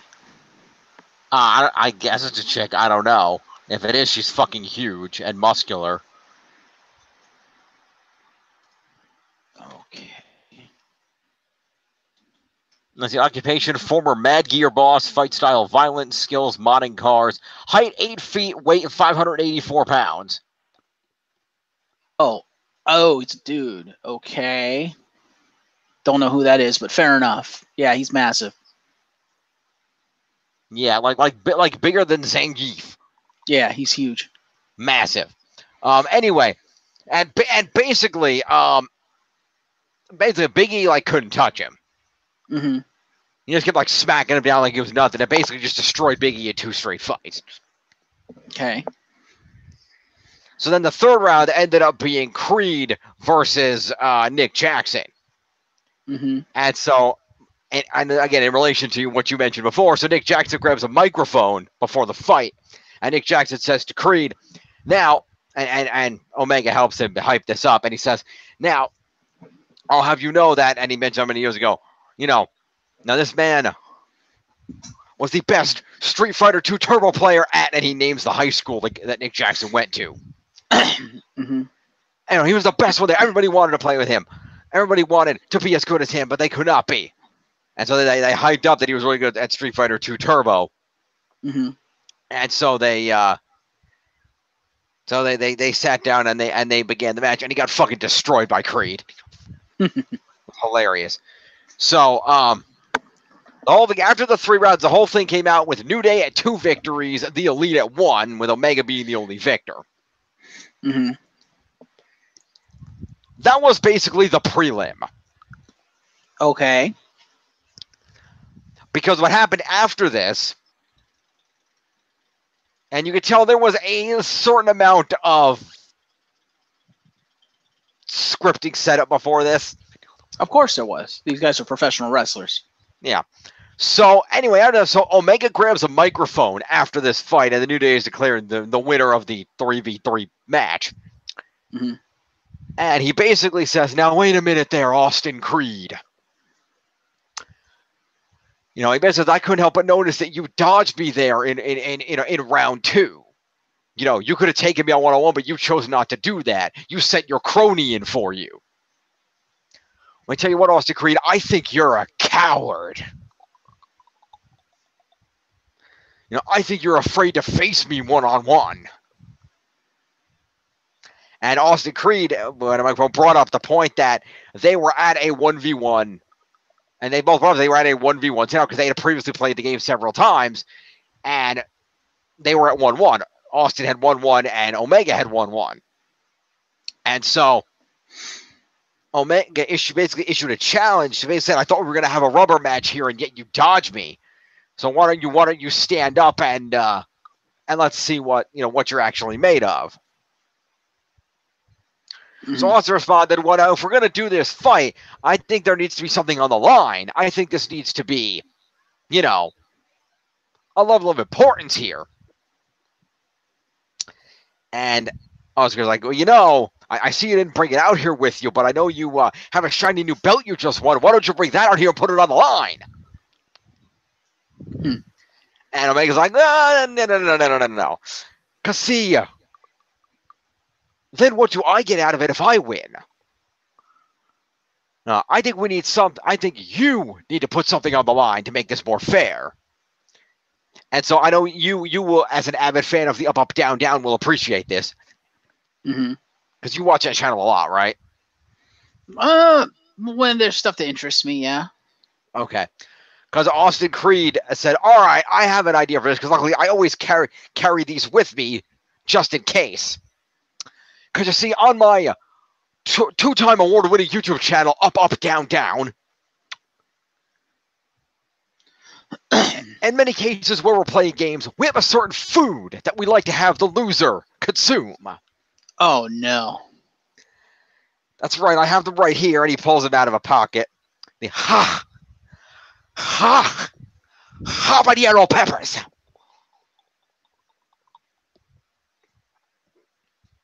And announces that the losers, and what will happen here is that he and Omega are going to have a series of matches, and it will be a 1st to 5. Mm-hmm. And the loser and his 2 compatriots will eat the habanero peppers. So this kicked off the more major event where they proceeded to set this up. And Kenny Omega was like, all right. You want to do this match? Let's do this, Austin Creed. But if we're going to do this, I'm even going to be fair to you. I won't play Abigail. We'll even make it more fair. Capcom, break out the dev kit. We're bringing in Mayor Cody. I had a feeling he was going to do that. Since he is Cody. I'm playing me. Yeah, pretty much. So he breaks out Mayor Cody, and Creed was playing was a female character, not Chun-Li. She kept jumping up the air and throwing knives at him. Knives? Yeah, like little or like shurikens or something. The ninja? Yeah, she might have been a ninja. Ibuki? That's it. Oh, yeah, he was playing Ibuki. Yeah, the ninja chick. Yeah, the ninja chick. Yeah, he was playing her. So the idea was being that basically, you know how every fight goes for best of 3 inherently? Yeah. Each one of those matches was considered one victory for one of them. So they played what could have been and did end up being a maximum of 10 of them. Mm-hmm. And so there was constantly going back and forth. There was very, very back and forth. Creed got up by 2 in the first 2. Then Omega came back. They were trash talking each other. The guy who was there was a nice moment where there was the guy who was moderating was in the back, talking about stuff and whatever. And Omega grabbed a mic at one point as they were in between rounds, and he goes, "You know what?" And then what was the guy's name back there? His name was Tasty Steve. Was the moderator's name? It's Tasty Steve. It says, "Tasty Steve, you're sitting back, you're back here. We're trying to have the match here. And you're back here going on and on. I think I've had just enough about that. Boys.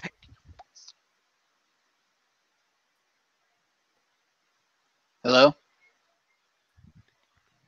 Hello? Hello. Yeah, you completely cut out. Can you hear me? I can now, yeah. Okay. What was the last thing you heard? He was going to say something to Tasty Steve. He said, Tasty Steve, I've had enough of your incredibly biased commentary. Boys, if you please. And the Young Bucks super kicked him off the stage. Nice. What did the New Day do when that happened? The New Day was like, what? What? You can't do that. This isn't a bingo hall. Oh, damn. Did they get into a fight and brawl to the back?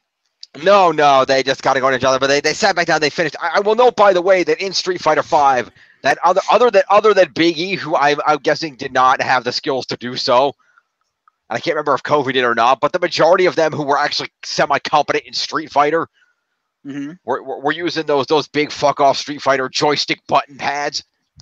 Yeah, the arcade stick. Yeah, they're using the arcade stick, but Big E used a regular PS4 controller. And I can't remember if Kofi did or not, so I'm guessing some of them did not have the skill to playing with the joystick pad. Which is fine. The joystick isn't for everybody. I don't usually play with a stick. I can, but I usually don't. Yeah, I will say Creed and Omega were on the joystick for their long-ass match. Of course they are. They're arcade boys. They did, and they started going back and forth. And so they went back and forth. Creed got up by 2, then Omega came back, and they got to the point where they were at a 3v3, even tie. Out of the 5v5, and that's where Omega changed it up. And he says, and he basically says, they were taking a break, and he says, all right, you know what? And he confesses that he got a little time with Cody beforehand to practice a little bit. He confesses this, but he adds that the thing is, I'm trying to remember the phrasing here. What do they call the ultimates in that game? Supers. No, the other thing. I don't know. I always call them supers. Yeah, not maybe it's not the actual ultimates, but the other thing, the V thing. I have no idea what you're talking about. All I know is that the super meters, and they have supers like the Shinku Hadoken and stuff. It's their super moves. Okay, because there's a V thing in Street Fighter V. Okay, which does what? Basically let you do some special moves. Okay, I have no idea. Like I said, I've never played Street Fighter V. Right. Anyway, what about it? V trigger. It's called a V trigger. Okay. So the V trigger is executed by pushing both heavy buttons. The V trigger varies depending on the character. Some fighters gain access to a power up for a limited time, while others perform a single move. They can turn the tide of battle. Okay. When activated, wisps of energy flow around the character to signify that they have entered a V-trigger mode. Using a character's V-trigger will deplete the V gauge. Okay. So there's a lot of different things. Okay. And each character has 2 different V-triggers, and you can choose which one you want to use for that fight at the start of the fight. Okay. And so, basically, Kenny Omega was like, up till now out here I've been playing on V-Trigger 1, but I practiced on V-Trigger 2.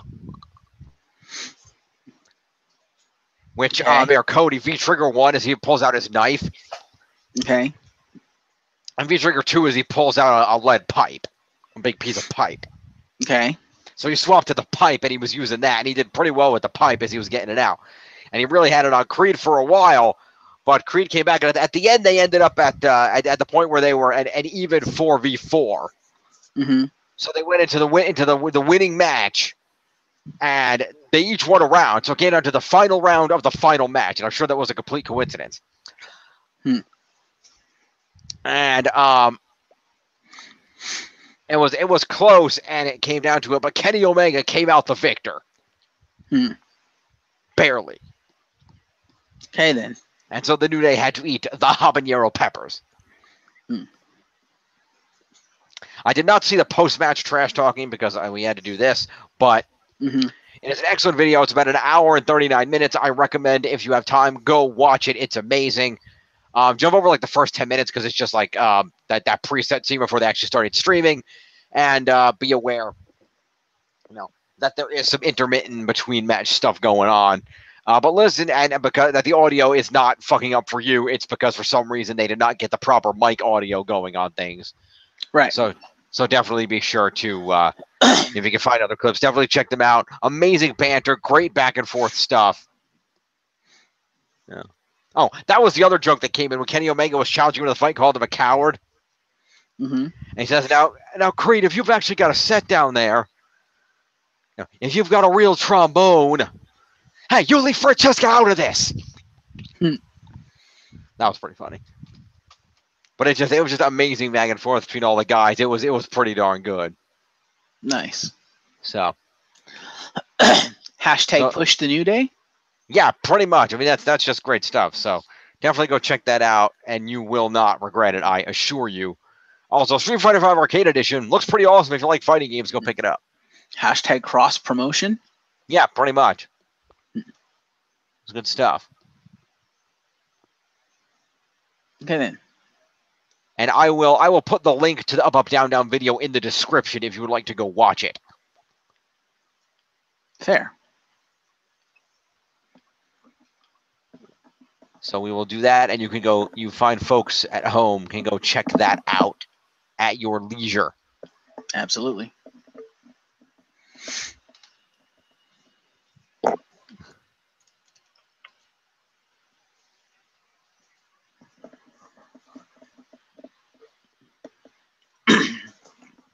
Here. Fighter 5. Okay, there we go. There is the link in the description. It is there. So definitely go and watch that video. In the meantime, we have some other shit that we need to cover here.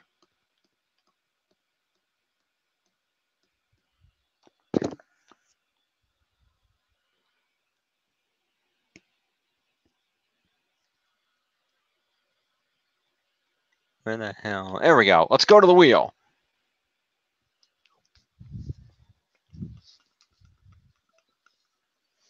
$13. Oh, yeah. So, Jeff. Yes. You remember last week on the program? Okay. And we discussed that, we mentioned it earlier in an article here, too, that CM Punk had a very eventful court case last week. He did. He is 1-1 because of it. He is. And do we remember the general details of that court case? You mean the fact that the court ruled in favor of Punk and the ruled that Dr. Amon is a very bad doctor? That's right. In fact, Dr. Amon is a worse doctor. Okay. Because it was revealed WWE is now investigating him. Okay. In regards to what I'm about to tell you, WWE issued the following statement to Bix and Span. Okay. Saying that we were not aware of this. We are investigating the matter and will determine if any action is warranted. Okay. Let me ask you another related question. Have you ever seen the movie Clue? No. Damn, I was going to make a joke and you won't get it, so it's going to go to waste. Or maybe I did. I don't know, because I know we've talked about it before, because I know you watched it a lot. I don't remember if I ever watched it. It's my favorite movie. You can go ahead and make the joke. I might get it. Well, basically, Tim Curry plays Wadsworth in that movie, and there's the premise of the film is that all the famous Clue characters are there, and they're there because they're all being blackmailed for something. Right. And so Wadsworth proceeds to read through everything that everybody's being blackmailed for. Right. Well, in this case, you can compare Dr. Amon to Professor Plum. Okay. In regards to Professor Plum in the movie, he mentions that he doesn't practice medicine at the UN. His license practice has been lifted, correct? Miss Scarlet asks him why. What did he do? And Wadsworth explains, well, you know what doctors aren't allowed to do with their lady patients? Yeah, well, he did. Because as it turns out, Dr. Chris Amon... fucking rapist? No. No. You see, the doctors aren't even allowed to have consensual relationships with patients. It's considered a conflict of interest. Oh, I didn't know that. Okay. Yeah, basically you cannot have a basically doctors are not supposed to be in relationships with anybody that is under their care. Okay. It's a thing. Okay. Not just ethically but legally. Okay. Having a medical license comes with certain restrictions. Okay. Let's see. I don't remember the exact ruling here, but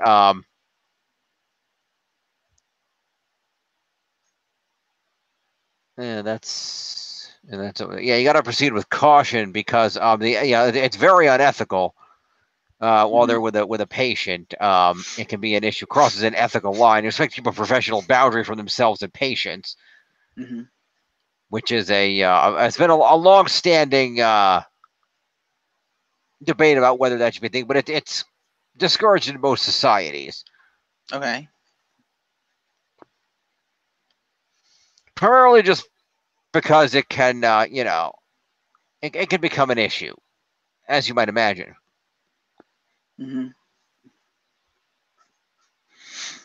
There's several reasons why. For one, the doctor is in a position of power over the patient. By virtue of education and training, they're armed with knowledge of what's wrong with the patient and how to treat them. In such a case, if a doctor becomes romantically interested, they may succumb to the temptation of using their knowledge to advance romantic aspirations and not necessarily in a positive manner. Right. Also, when a patient comes to a physician, most likely the former is ill and thus vulnerable to whatever the doctor tells him or her to do. So there's an imbalance of power there also. Potentially, yeah. And of course, the possibility of a professional judgment being compromised. Yeah. When being romantically involved in the patient. So emotions can thwart objectivity. Yeah. Well, during the course of the aforementioned trial from last week, he was forced to confirm it while on the stand. Dr. Chris Amon did confirm that court records are showing that during the course of time when she was with the company, that Dr. Chris Amon had a romantic relationship with former WWE superstar Jillian Hall. Okay, then. He was confirmed on the stand that he had a relationship with her. Hall spoke about their relationship to David Bixenspan, who wrote an article for Deadspin. As mentioned, WWE issued that statement to him about investigating the matter because they were They were what? Unaware. Okay. Hello? I'm here. Hello? I can hear you. Can you hear me?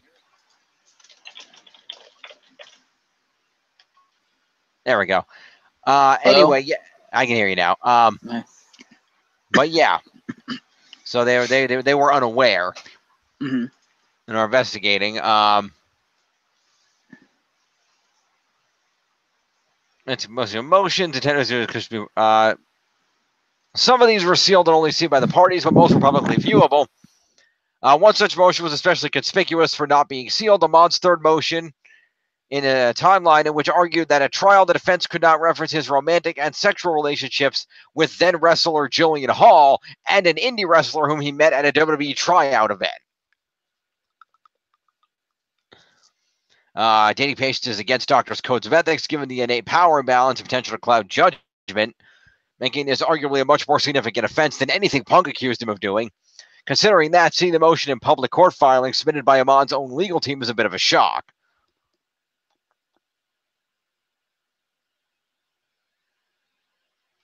So, there you go. Yeah, but his legal team was probably trying to win the case, not, actually do legal things.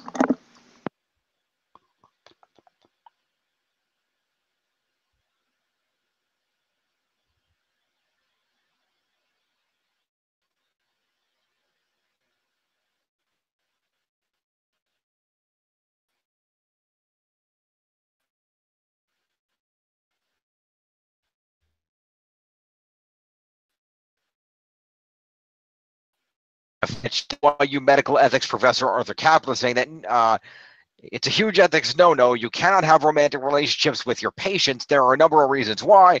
Distorts objectivity. They can bamboozle you or feel like I want to please them, so I'll give them more pain meds or whatever they're asking for. Second, they have enough problems working with wrestlers because they have what we call dual loyalties. Doctors already have a difficult balance, trying to honor both the company and patient's interests, and a romantic relationship with a patient complicates that further, also an inherent power imbalance. Multiple requests for comment to Amanda's lawyers were not returned, and a Adobe spokesperson said, "We were not aware of this. We're investigating the matter. We'll determine if action is warranted."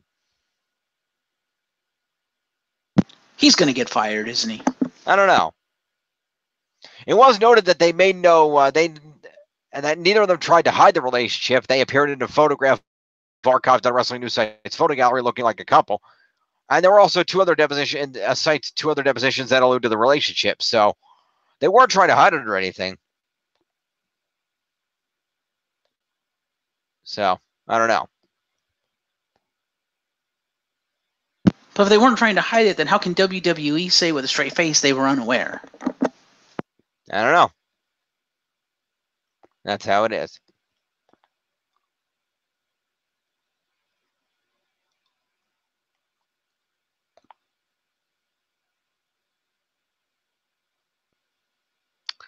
But either way, Chris Amon might be in some trouble.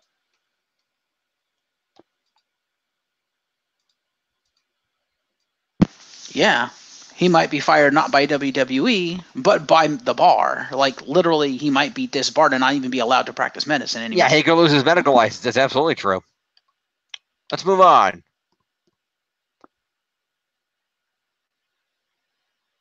Seven. Oh, yes, I referenced this to you earlier. Question being, what is the result?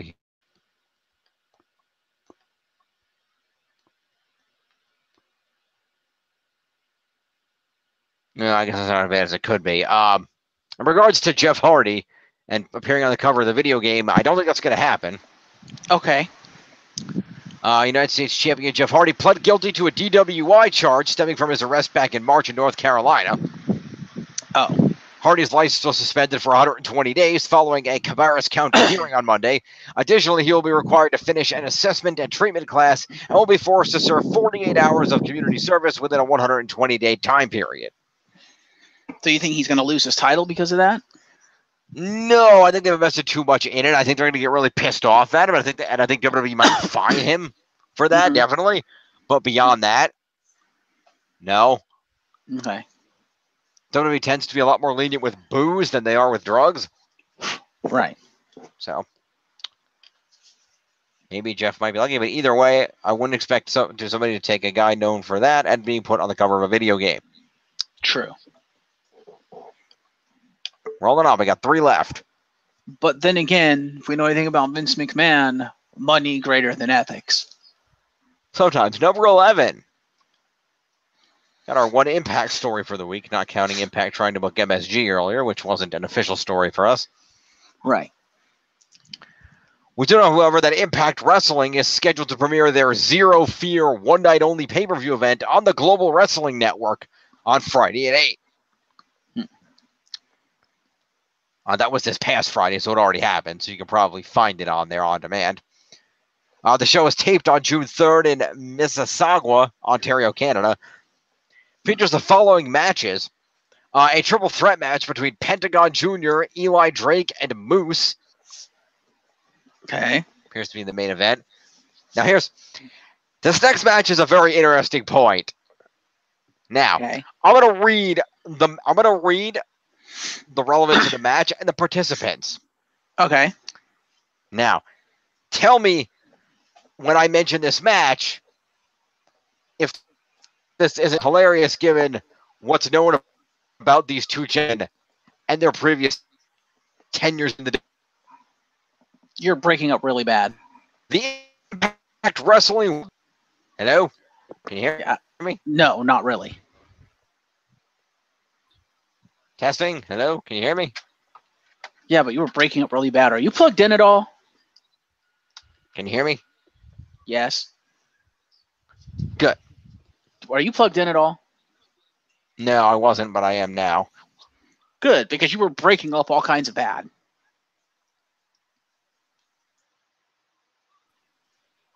All right, then. Yeah, so hopefully that'll fix it, but we'll see. So anyway, as I was saying, I think a bit of an upgrade here. For the Impact Wrestling World Championship, okay, newly unified, if you recall. Yeah. Champion Austin Aries. Okay. Defense against Rich Swann. Really? Fucking really?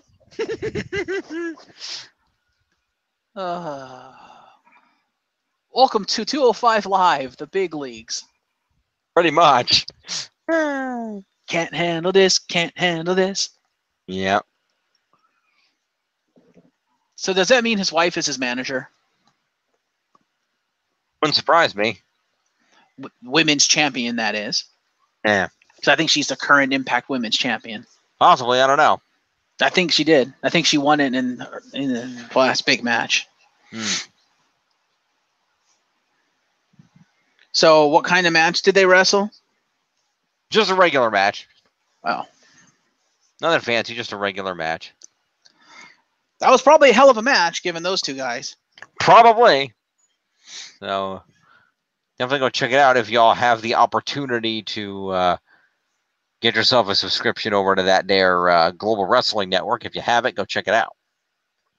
Also on the card was Rich Swann's wife, Sue Young, defending the Impact Wrestling Knockouts Championship against Katarina.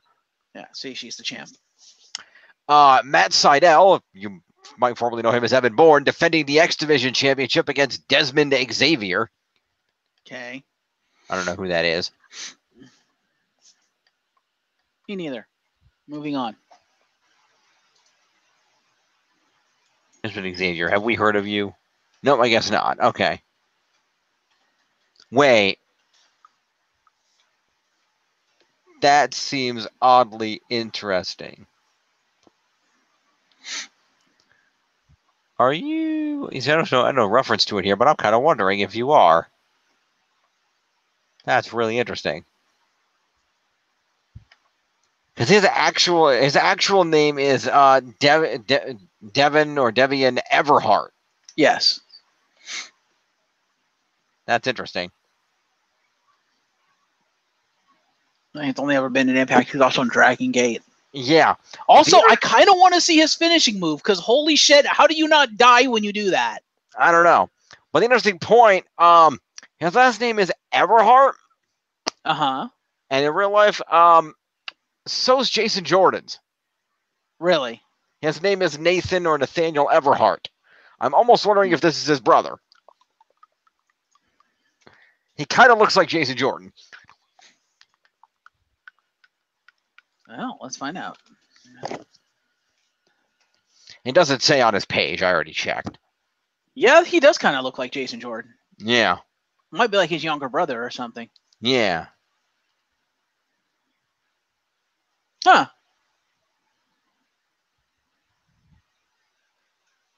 I'm wondering if they're related. I don't know. Possible. Could just be a coincidence. Might just be the same name. Who knows? Anyway. Also on the card is Sami Callihan versus Josh Alexander, Trevor Lee versus Eddie Edwards, The Fraternity versus Falaba and Stone Rockwell, KC Spinelli versus Madison Rain, and the Desi Hit Squad versus Desmond Quicksilver and Aiden Prince. So feel free to check those out.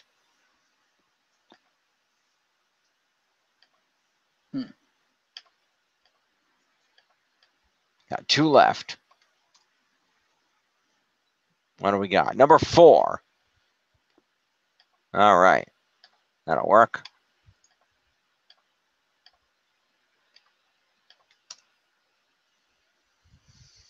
So if you've missed him in the ring and you didn't like his rap video, you're in luck. Because former WWE superstar Enzo Amore, aka Real One, is scheduled to appear at the High Intensity 7 event run by House of Glory, which will be happening in Queens, New York on August 17th. They indicated that he will be live at the event, but did not indicate whether he will be wrestling at said event. But he will at least be there. You can get tickets for that available now.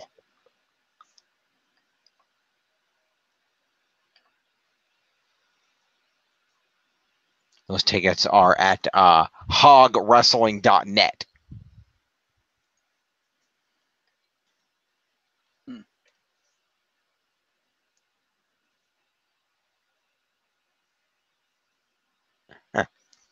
All right. And lastly, but certainly not leastly, whoa, there we go.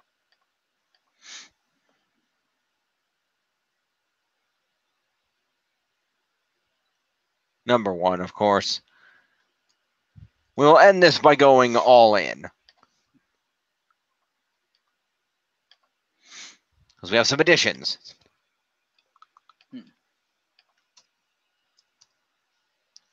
Number 1, some additional people confirmed for the event. 3 new names specifically. 2 of them are MJF and Madison Rayne. They apparently had themselves a match. This at the WrestlePro event last Friday night. No, sorry, that was a week ago Friday night. This is June 9th article, so that's a week ago Friday night. Where the 2 had themselves an intergender tag team match against Flip Gordon and Brandy Rhodes. The stipulation of the match called for the winners to advance to the All-In event, and MJF and Rayne ended up getting their hands raised. In addition, the Young Bucks officially announced that Impact Wrestling Executive Vice President Don Callis will be in attendance. The tag team made the announcement after they won the IWGP Tag Team titles at the NJPW Dominion event that morning. They walked over to Callis after their victory and said that he was all in, and he accepted the invitation.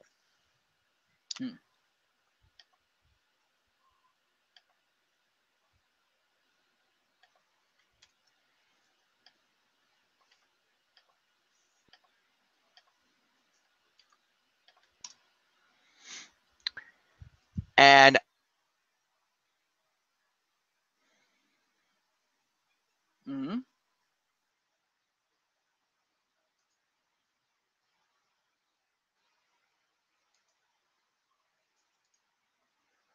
Yes.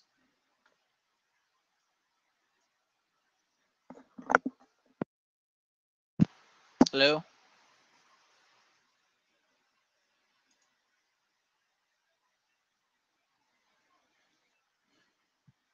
Hello?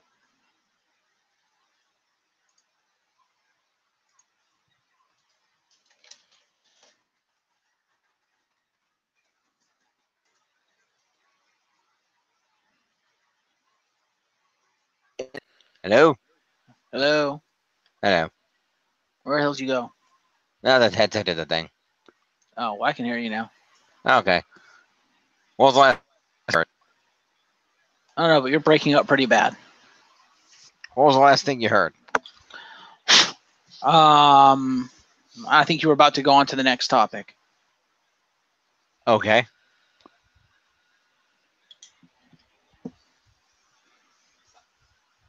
Yeah. What was the last thing I talked about? I don't know. You were saying something, and then you cut out.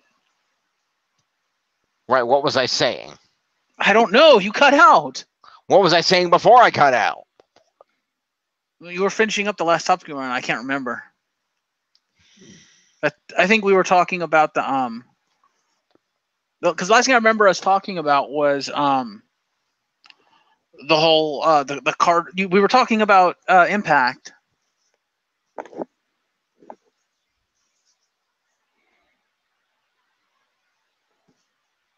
So I didn't move on to the last thing at all? Nope. How did you wait that long to tell me you couldn't hear me? Because I think you were about to move on to it, and I was like, hello, hello, hello, and then I typed in. Yeah, so that was way after I started the topic. Like, way after. Yeah, well.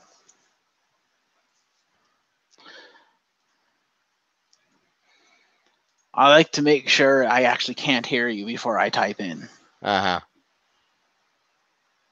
Which is fine, but still, with that length of a gap, there's no way that part of what I said didn't go through. I mean, it's possible, but I heard you say and it sounded like you were about to move on to the next or whatever, the final topic, and then all this came out, and I was like, hello, hello.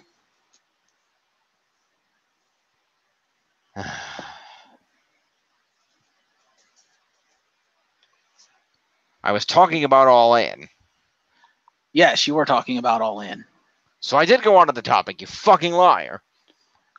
Then it must not have been on the topic because you were about to go on to something else.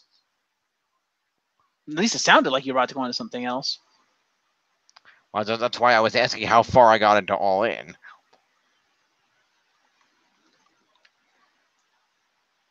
I don't remember. You were talking about what were you talking about with All In? I can't remember. I do remember you talking about a little bit about All In. I don't remember. I can't remember. Useless.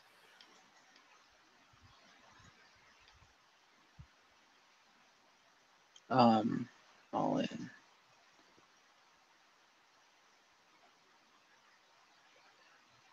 I don't know. Just talk about All In. I already closed out one of the articles now. You might have finished that particular article then.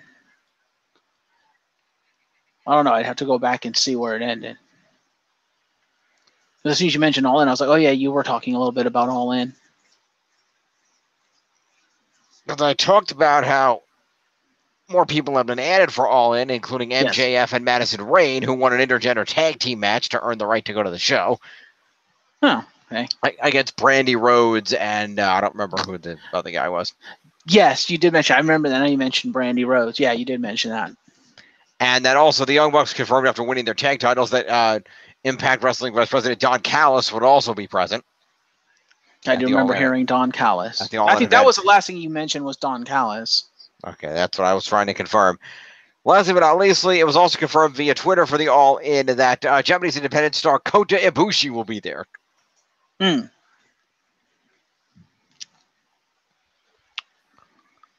So, more talent coming for the All In. If you're going to be in the Hoffman Estates, Illinois area on September 1st, you should probably go check that out.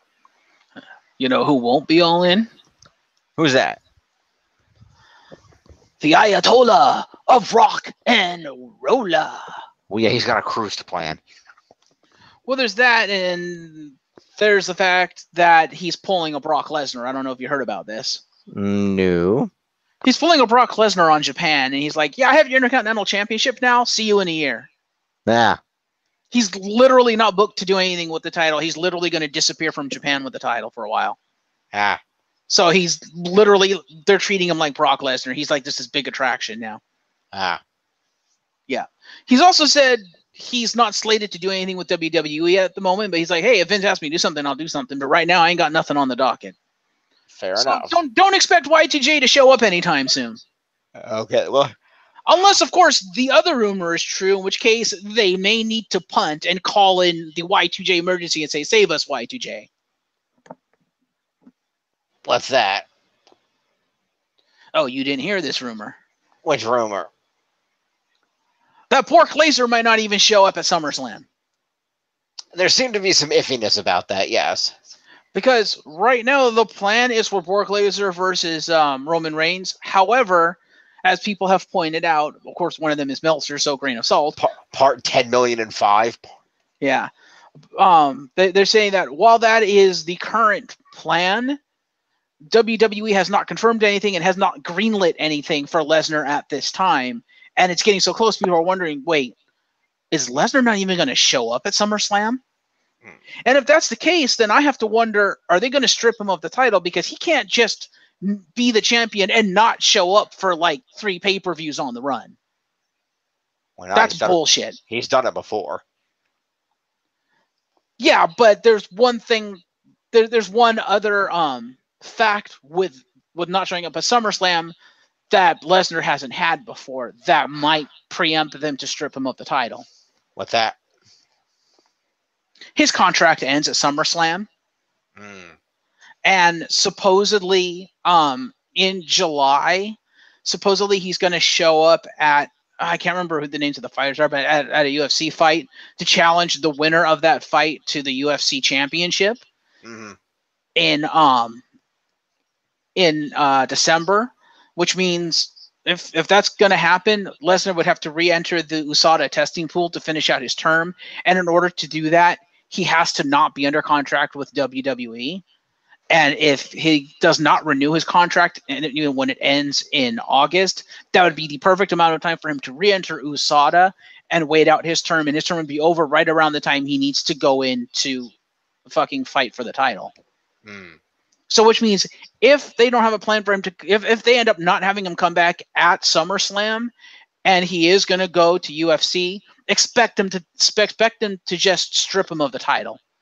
Or expect some random match of like maybe him v Roman or something at Extreme Rules and have him drop the title there, which would be really fucking odd. But if he's not even going to show up for SummerSlam, they either need to have him show up one last time to drop the title or strip him of the title, because they can't have the title on someone not under contract.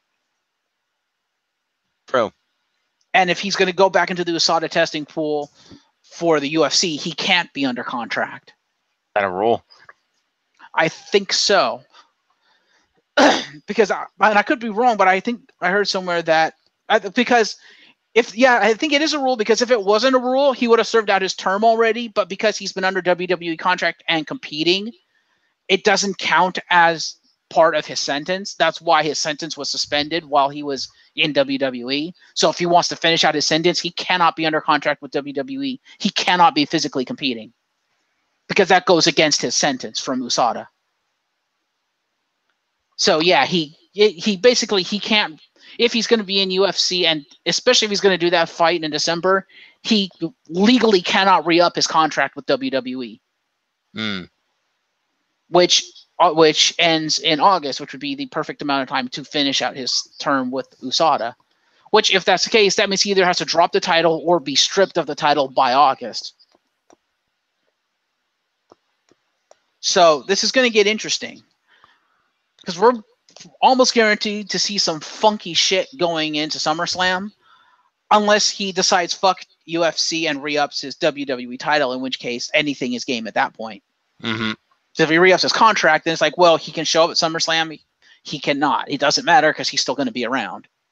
But given the fact that he, from what we understand, he really does want to go back into UFC, my guess is, if Dana White is like, yeah, please do come back, he'll probably jump at the chance to do it.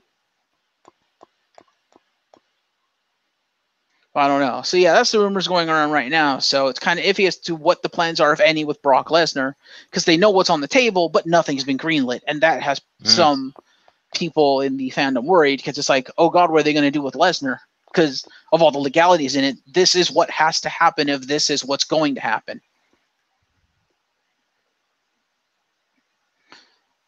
Because you have to remember, the sentence was passed down on Lesnar like how long ago? Because how long has he been in WWE? It was passed down and sentenced on him literally within like a few months before he rejoined WWE. His sentence wasn't that long, but because he's been in WWE, he has not been. It's not been considered, time for his sentence. Well, no. See, it's only done for a sentence while he's in the USADA pool. He could have re-entered the pool at any time. Being in WWE has no effect on him being in the pool, as long as he's not MMA competing. Except I don't think he can re-enter the pool as long as he's been WWE. Otherwise, why would he have not stayed in the pool just to finish out his sentence and be eligible for UFC at any time? That's why people believe that if he's going to re-enter the USADA pool, he cannot be in WWE. Otherwise, there was no reason for him never to have exited the pool to begin with. Because if you're barred from competing UFC anyway, and you're allowed to do it while you're competing for somebody else, you might as well stay in the pool while you're competing for someone else, just so you have something to do while you're biding your time to go through the pool. But I think there's some legal issues there. I think there's a reason why he had to exit the pool in order to compete for WWE. And it may have nothing to do with WWE and WWE and everything to do with USADA's regulations. I don't know.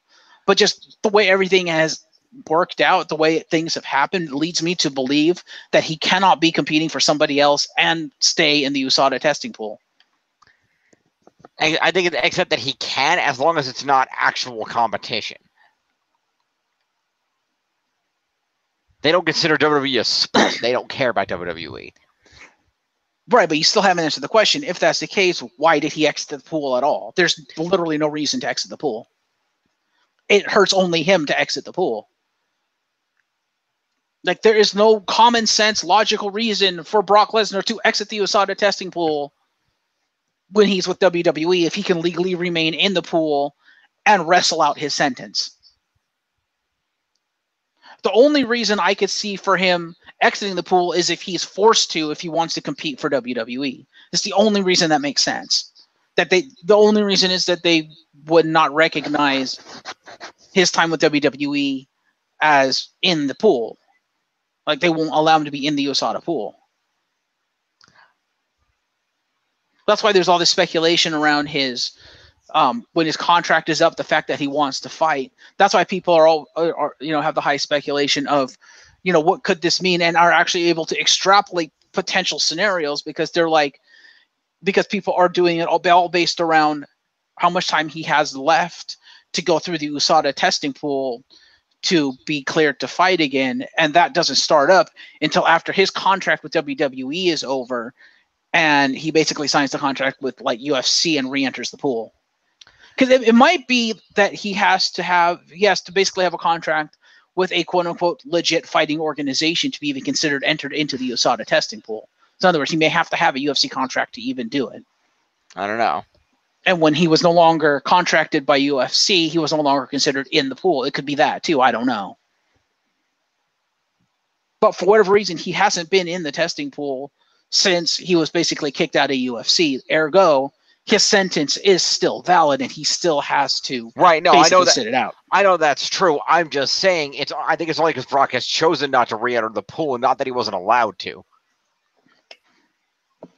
Because there's tons of articles, even from last year around WrestleMania time, when people his contract was going to expire before then, where there was a lot of rumors flying around that Lesnar was re-entering the pool so that his time would fill out, and by the time his WWE contract was over, that would be taken care of, and he'd have options for when he left the company. He didn't end up doing that, but they were all reporting it like it was a normal thing. Interesting. I mean, I'd like to hear some other official stuff on it, because like I said, from where I sit, it makes no sense for him to have exited the pool in the first place.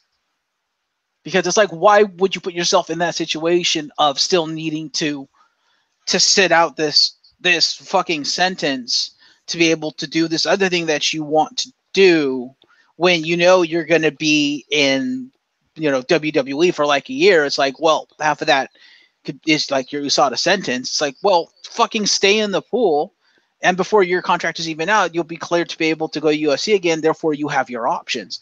Why would you wait until you're like, okay, I'm done with WWE, want to go back to UFC? Oh, I have to wait another 5 fucking months to get through the USADA. It's like, why would you do that? It makes no sense. Logistically, it makes no sense. You're wasting time. And Brock Lesnar is not a young person. He doesn't have time to waste. So that's why I'm kind of don't believe you, because I'm like, that makes no sense given the facts that we know and what has happened. Exactly, it does, because the entire point of him not being in the pool is because he was retired.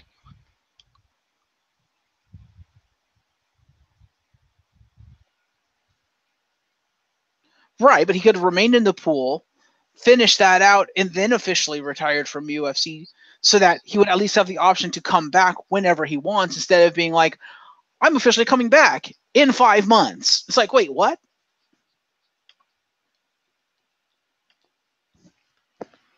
Like I said, from a logistical standpoint, it makes no sense for him not to have stayed in the pool long enough just to and not retired long enough, because he could be not retired from UFC or from MMA, but not competing. Just because he's not competing doesn't mean he's retired. So again, I fail to see any logical reason why he would willingly exit the USADA testing pool if he was allowed to actually remain in it while he was in WWE. Well, like I said, because he retired. Okay, what's the logical reason for him retiring? It makes no sense, especially if he ever had every intention of coming back. I don't care if it makes sense. He did it.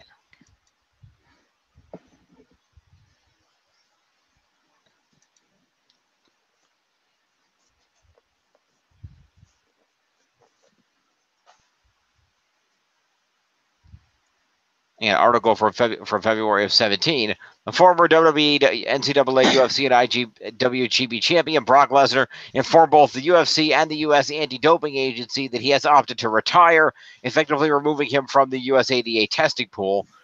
Lesnar last fought at UFC 200, where he defeated Mark Hunt in a fight that was later overturned to a no contest following a series of failed drug tests. Since the fight, Lesnar returned to WWE, where he beat Orton in violent fashion at SummerSlam before being dominated by rival Goldberg at Survivor Series and the Rumble. Blah, blah, blah. Fined $250,000 for his aforementioned failed tests, banned from competition for a year by the Nevada Athletic Commission. He denied knowingly ingesting any banned substances. He won't be eligible to sign anywhere else.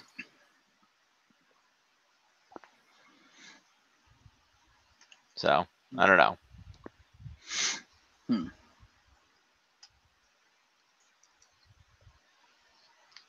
Okay, so yeah, when he officially retired, it froze his suspension. Yeah.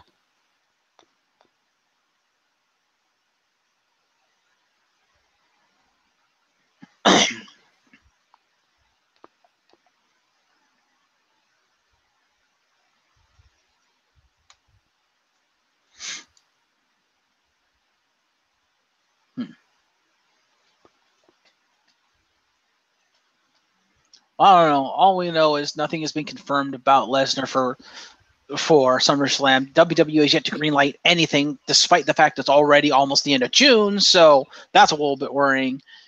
And he has not re-upped his contract. And there's the speculation that he is going to challenge once again for the UFC Championship. So, yeah, we don't know what's going on. And Lesnar has a title that he hasn't defended in a long-ass time. And, yeah, Vince needs to be careful not to piss off his fans. That's all I'm saying. Because there's a lot of fans that are pissed off that Brock is the champion to begin with because he's pulling the I'm just going to show up whenever the fuck I feel like it bullshit. Which I can kind of agree with. I kind of want a champion that's actually going to be there and actually, compete and defend said championship.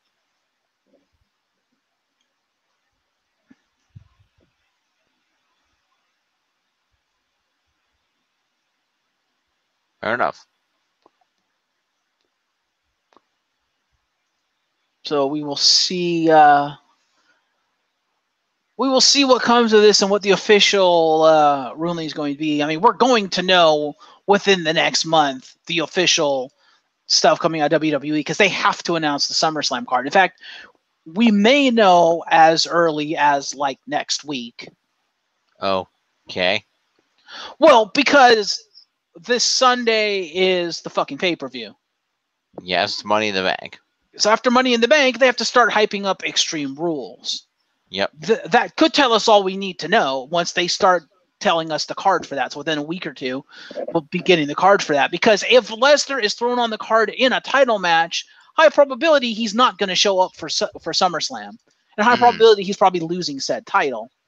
True. If he doesn't show up on that card, then he's either going to show up for SummerSlam, or if it comes out he has not re-upped his contract, he will probably be stripped of the title, because I doubt WWE will leave their biggest title on a guy who's not under contract, as I pointed out earlier. I'm sorry, their biggest title is on AJ Styles. Oh! Their most prestigious title is, yes, I will give you that. Fair. But as far as Vince is concerned, Raw is the A show, ergo the Universal title is the A championship. Yeah. Vince's own ego has devalued his actual WWE championship. Let's be honest here. Nah. Because if he actually saw any value in the actual WWE championship, the title with prestige, that would be the title on Raw. The fact that he put it on SmackDown means he doesn't value that title. Let's be honest. Fair enough. Unless you think I'm wrong. I didn't say that. Didn't sound like you were completely convinced either. I'm convinced. Fair enough. Indeed. So, yeah. So, like I said, we may get something in the upcoming week or two here. Some news about the whole Brock Lesnar thing, because shit's going to have to start moving fast because they're kind of out of time. Mm-hmm. It will be interesting. Indeed. Well, let's see here. I can tell you this. Okay. I can go to the website for the PPG Paints Arena, where Extreme Rules is being held on July 15th. And they're listing this people scheduled to come and some of the matches scheduled to occur, and Brock's not among them. Yeah, but we're also talking Vincent Kennedy McMahon. He could change shit. He could, but as of right now, the matches that they're listing, they're only listing two. Daniel Bryan versus Big Cass. Again. And they're listing a 6-man tag team match of Roman Reigns, Braun Strowman, and Bobby Lashley taking on Jinder Mahal, Kevin Owens, and Sami Zayn. Fair enough. So there's a lot of matches that haven't been announced yet, so that could be one of them. Oh, something else for the news, since we're talking match cards. Yeah. You know how a couple of weeks ago we were talking about Money in the Bank and the theory of the 3 briefcases? From what I understand, that rumor was true, and that it's tied directly into why we haven't seen the Authors of Pain or Sanity at this point. Okay. Because from what people are saying, WWE was in fact going to unveil a 3rd briefcase for the tag team Money in the Bank. But they didn't want to unveil everything in the same show or the same week. So they were going to do the men's and the women's first, and then like a week or two later they were going to unveil the tag ones. And this tag team Money in the Bank was the reason they were calling up all these teams. They call it like Authors of Pain, Insanity, and stuff. When they decided to scrap the idea of the tag team Money in the Bank, all of a sudden they had nothing for the Authors of Pain and Sanity, because their entire reason for being on the main roster was that match. Right.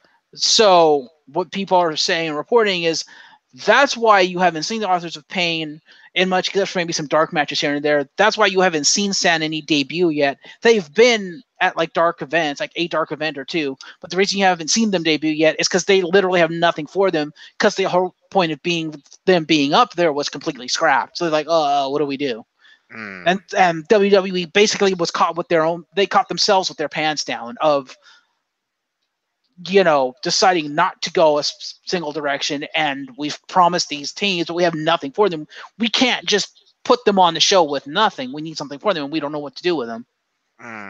So that's what reports are saying at the moment about why we haven't seen Authors of Pain and Sanity yet. Interesting. Yeah.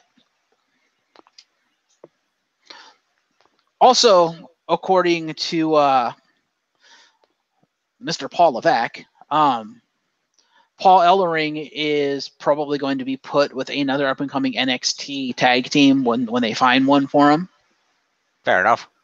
But apparently no one told Paul that Ellering was going to get canned when the Authors of Pain came up. And he was like, yeah, that was news to me. But I talked to Paul, and I said, well, since they kicked your ass to the curb, we could find you another team if you want to come back down to NXT and work with some more new talent.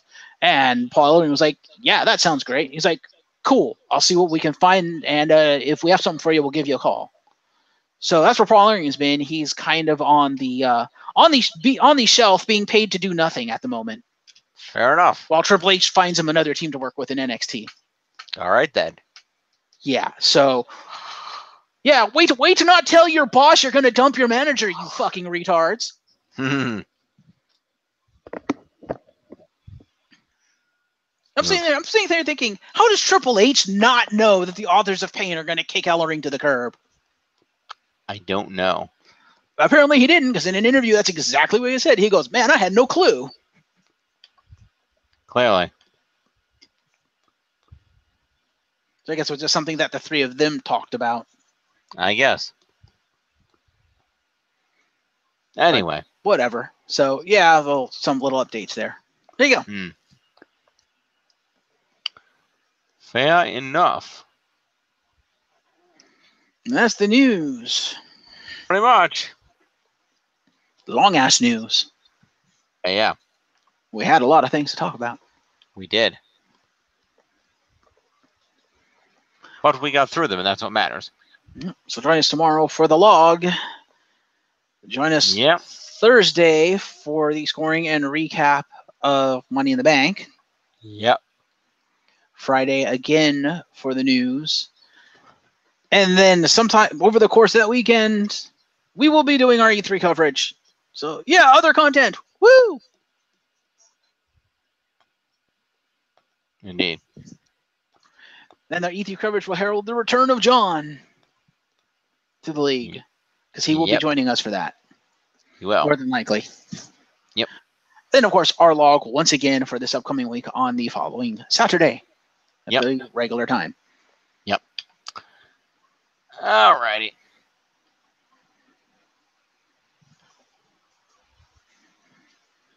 Take us home, Jim. I'm trying to. Find the energy within yourself. Yeah.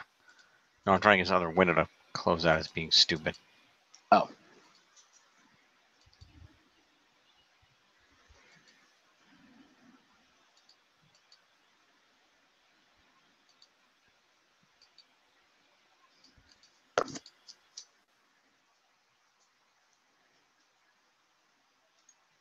Wonderful. Closing out the window, he closed out the entire chat. Or the entire live stream.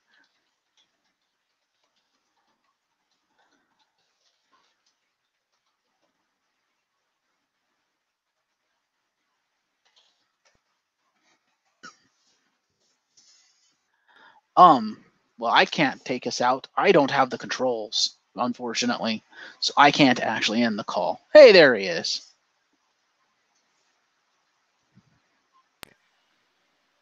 And he muted himself, and then unmuted himself. Sorry about that, folks. You hit one too many buttons? Yeah. Idiot. All